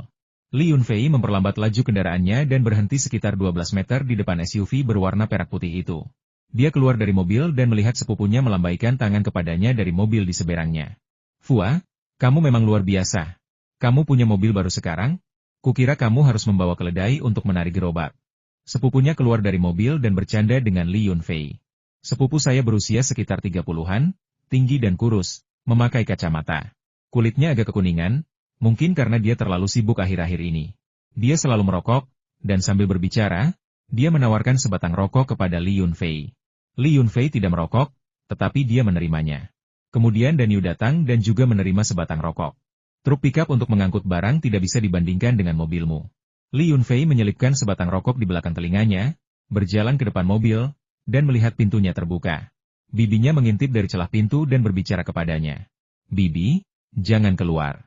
Jangan sampai kena flu gara-gara angin. Kita di rumah saja. Hari sudah mulai gelap, dan tidak baik kalau mobil menghalangi jalan, kata Li Yunfei. Fua, maaf merepotkanmu. Mobil ini memang aneh. Baru 3 atau 4 tahun aku membelinya, dan terus saja mogok. Padahal aku sudah pernah servis sebelum kita ke sini. Bibi bergumam beberapa kata lalu menutup pintu mobil lagi. Dan Yu telah menarik kabel dari truk Li Yunfei dan mengikatnya ke titik penarik. Li Yunfei memutar truk pikap dan mengencangkan kabel dengan erat. Fua, bagaimana tenaga mesin mobilmu? Bisakah mobilmu menggerakkan Toyota Pradoku? Mobilku sangat tangguh, tanya sepupu Xing Junjie dengan cemas. Li Yunfei terkekeh sendiri, berpikir bahwa mobilnya lebih tangguh daripada Toyota Prado, dengan mesin 5,7 liter dan tenaga super. Jika tidak mampu menahan tenaga mobil tua itu, apakah ia masih akan menjadi dajeram yang gagah perkasa? Kurasa logo itu tertutup lumpur dan air. Jadi sepupuku tidak melihat simbol domba jantan dan terus mengira itu hanya truk pikap biasa. Dan Yu dengan cepat mengamankan kabel, dan Xing Junjie kembali ke mobilnya untuk mengambil alih kemudi dan menyalakan lampu hazard. Sementara itu, Li Yunfei melakukan uji coba, dan Toyota Prado yang mogok itu dengan mudah dihidupkan. Melihat semuanya baik-baik saja, Dan Yu kembali masuk ke mobil Li Yunfei. Kedua mobil menyalakan lampu hazard dan perlahan melaju menuju Li Jiashai. Saat mereka tiba di rumah, hari sudah gelap. Seluruh desa pegunungan kecil itu gelap gulita, hanya beberapa rumah yang menyalakan lampu. Namun, Villa Li Yunfei, sebagai gerbang selatan desa keluarga Li, tampak sangat mencolok. Tidak hanya lampu jalan bertenaga angin yang menyala, tetapi hampir semua lampu di halamannya juga menyala, dan orang-orang masih sibuk keluar masuk. Setelah memarkir mobil, Xing Junjie dengan saksama mengamati villa itu dan langsung terkejut, seraya berseru, Fua, aku pernah mendengar kau membangun rumah kecil sebelumnya, tapi aku tidak terlalu memikirkannya. Aku tidak menyangka kau membangun villa. Villa ini sangat indah. Berkebun sayuran sangat menguntungkan. Sebaiknya aku berganti karir dan berhenti menjual produk kesehatan dan belajar bercocok tanam darimu. Bibinya keluar dari mobil, menepuk bahunya, dan memarahi. Dengan sikapmu yang bahkan tidak mau repot-repot menyiapkan makanan, kamu ingin menanam sayuran? Kamu terlalu malas bahkan untuk membuka mulut dan memakannya. Cepat keluarkan apa yang kamu bawa. Hei, aku cuma bilang begitu. Kenapa kau menanggapinya serius? Kata sepupu Xing Junjie, sambil terus membuka bagasi mobil dan mengeluarkan hadiah yang dibawanya. Mendengar keributan itu, orang tua Li Yunfei bergegas keluar untuk menyambutnya. Mereka jarang berkunjung, dan ketika berkunjung pun, kedua belah pihak selalu sangat sopan. Tamu akan membawa banyak hadiah, dan pihak penyambut diharapkan mengucapkan hal-hal yang lebih sopan lagi. Untuk makan malam, Chef Li dan asistennya menyiapkan 4 meja makanan untuk menjamu semua orang yang telah membantu memasak. Ini hanyalah pemanasan, besok akan menjadi hari yang sibuk. Li Chunqiu baru muncul saat makan malam. Lusa adalah pernikahan cucunya, dan sesibuk apapun dia tidak akan membiarkan semuanya berantakan di saat seperti ini. Li Chunqiu adalah seorang ahli dalam bidang kedokteran dan bela diri, tetapi ia agak kurang berhasil dalam mendidik anak-anaknya. Terlepas dari apakah ia mengakuinya atau tidak ada yang keberatan jika ia mewariskan keterampilan bela dirinya kepada anak-anaknya, karena seseorang tidak dapat berdiri tanpa integritas. Keterampilan medisnya yang paling mahir sebagian besar dipelajari sendiri, tetapi anak-anaknya tidak mau mempelajarinya. Paman Li Yunfei lulus dari perguruan tinggi keguruan dan menjadi guru biasa di sekolah menengah kota. Ia bertengkar hebat dengan Li Chunqiu mengenai uang sekolah Li Yunfei, dan ditampar 2 kali oleh Li Chunqiu. Merasa malu, ia tidak pernah berbicara dengan mereka sejak saat itu. Ayah Li Yunfei hanyalah seorang petani biasa yang tidak menyelesaikan sekolah atau mempelajari keahlian apapun. Ketika Li Yunfei menyampaikan hal ini, ayahnya hanya mengatakan bahwa itu adalah masalah di era itu. Orang-orang selalu membicarakan tentang iblis dan monster, jadi siapa yang mau mempelajari sesuatu yang nyata? Jika ada sesuatu yang tampak sedikit aneh, orang-orang akan datang ke rumah mereka dan menghancurkan barang-barang. Saat itu, setiap kali sesuatu terjadi, Li Chunqiu akan bersembunyi di pegunungan. Bibi saya bersekolah di sekolah keperawatan, kemudian melanjutkan studi keperawatan tingkat lanjut, dan bekerja sebagai perawat di kota pegunungan. Setelah menikah, ia sesekali bekerja beberapa hari, tetapi sebagian besar waktunya dihabiskan untuk berbisnis. Li Chunqiu terkadang lebih suka tidak menunjukkan wajahnya atau duduk semeja dengan penduduk desa, sebagian karena ia merasa itu memalukan. Untungnya, generasi ketiga melahirkan Li Yunfei, yang metodenya misterius dan kemampuan bela diri serta pengobatannya unik. Namun, Justru karena itulah Li Chunqiu merasa gelisah dan mulai mengatur mata-mata lain untuk membantu cucunya secara diam-diam menyingkirkan potensi bahaya. Keesokan harinya, Tuan dan Nyonya San benar-benar datang. Menurut Nenek Fu, mereka mengatakan bahwa mereka akhirnya menemukan seorang pemuda yang mereka sukai dan tidak bisa melewatkan pernikahannya. Tetapi Sandaki tidak terlalu sopan. Dia berkata, "Kau praktis muridku. Biasanya aku tidak akan datang jika aku tidur di rumah. Tetapi aku mendengar kau baru-baru ini bertengkar dengan biaralan duo dan aku penasaran, jadi aku datang untuk ikut bersenang-senang." Li Yunfei mengabaikan perkataan Sandaki. Lelaki tua itu pasti memiliki tujuan lain. Jika tidak, dia tidak akan datang. Benar saja, setelah Sandaki muncul, dia langsung masuk ke ruang kerja kakeknya. Dan keduanya berbisik-bisik lama tanpa keluar. Yang Yunu diam-diam menelepon Li Yunfei untuk menanyakan bagaimana persiapan berjalan. Li Yunfei tertawa dan berkata, "Kami sudah membawa kembali jembatan bunga agung. Jika kamu tidak sabar, kami akan menyuruh seseorang membawa jembatan itu untuk menjemputmu sekarang juga." Yang Yunu meludah dan menutup telepon. Ia berpikir dalam hati bahwa ia tidak cemas, hanya sedikit gugup. Melihat keluarganya sibuk di sekitarnya dan orang lain menatapnya dengan aneh, ia merasakan berbagai macam emosi meskipun ia bahagia. Sebenarnya, pikiran Li Yunfei juga kacau, tetapi dia terlalu sibuk untuk punya waktu merasa gugup atau cemas. Grup musik Suona yang disewa sudah mulai bermain, instrumen mereka berderak dan bergemerincing. Sebuah lagu pemanasan berjudul 100 burung memberi penghormatan kepada Phoenix. Baru setelah tuan rumah memberi mereka amplop merah, menuangkan air panas, dan menyajikan makanan ringan, mereka memulai penampilan penuh mereka. Teman-teman dekat sudah diberitahu, dan rekan bisnis juga telah menyatakan akan menghadiri resepsi pernikahannya tepat waktu. Teman-teman sebaya lebih mudah diatur. Orang-orang seperti Wang Chao, Tian Enyu, Hu Dahai, Xie Kang, dan Chu yang dapat dihubungi hanya dengan satu panggilan telepon. Jika mereka bisa datang, katakan saja.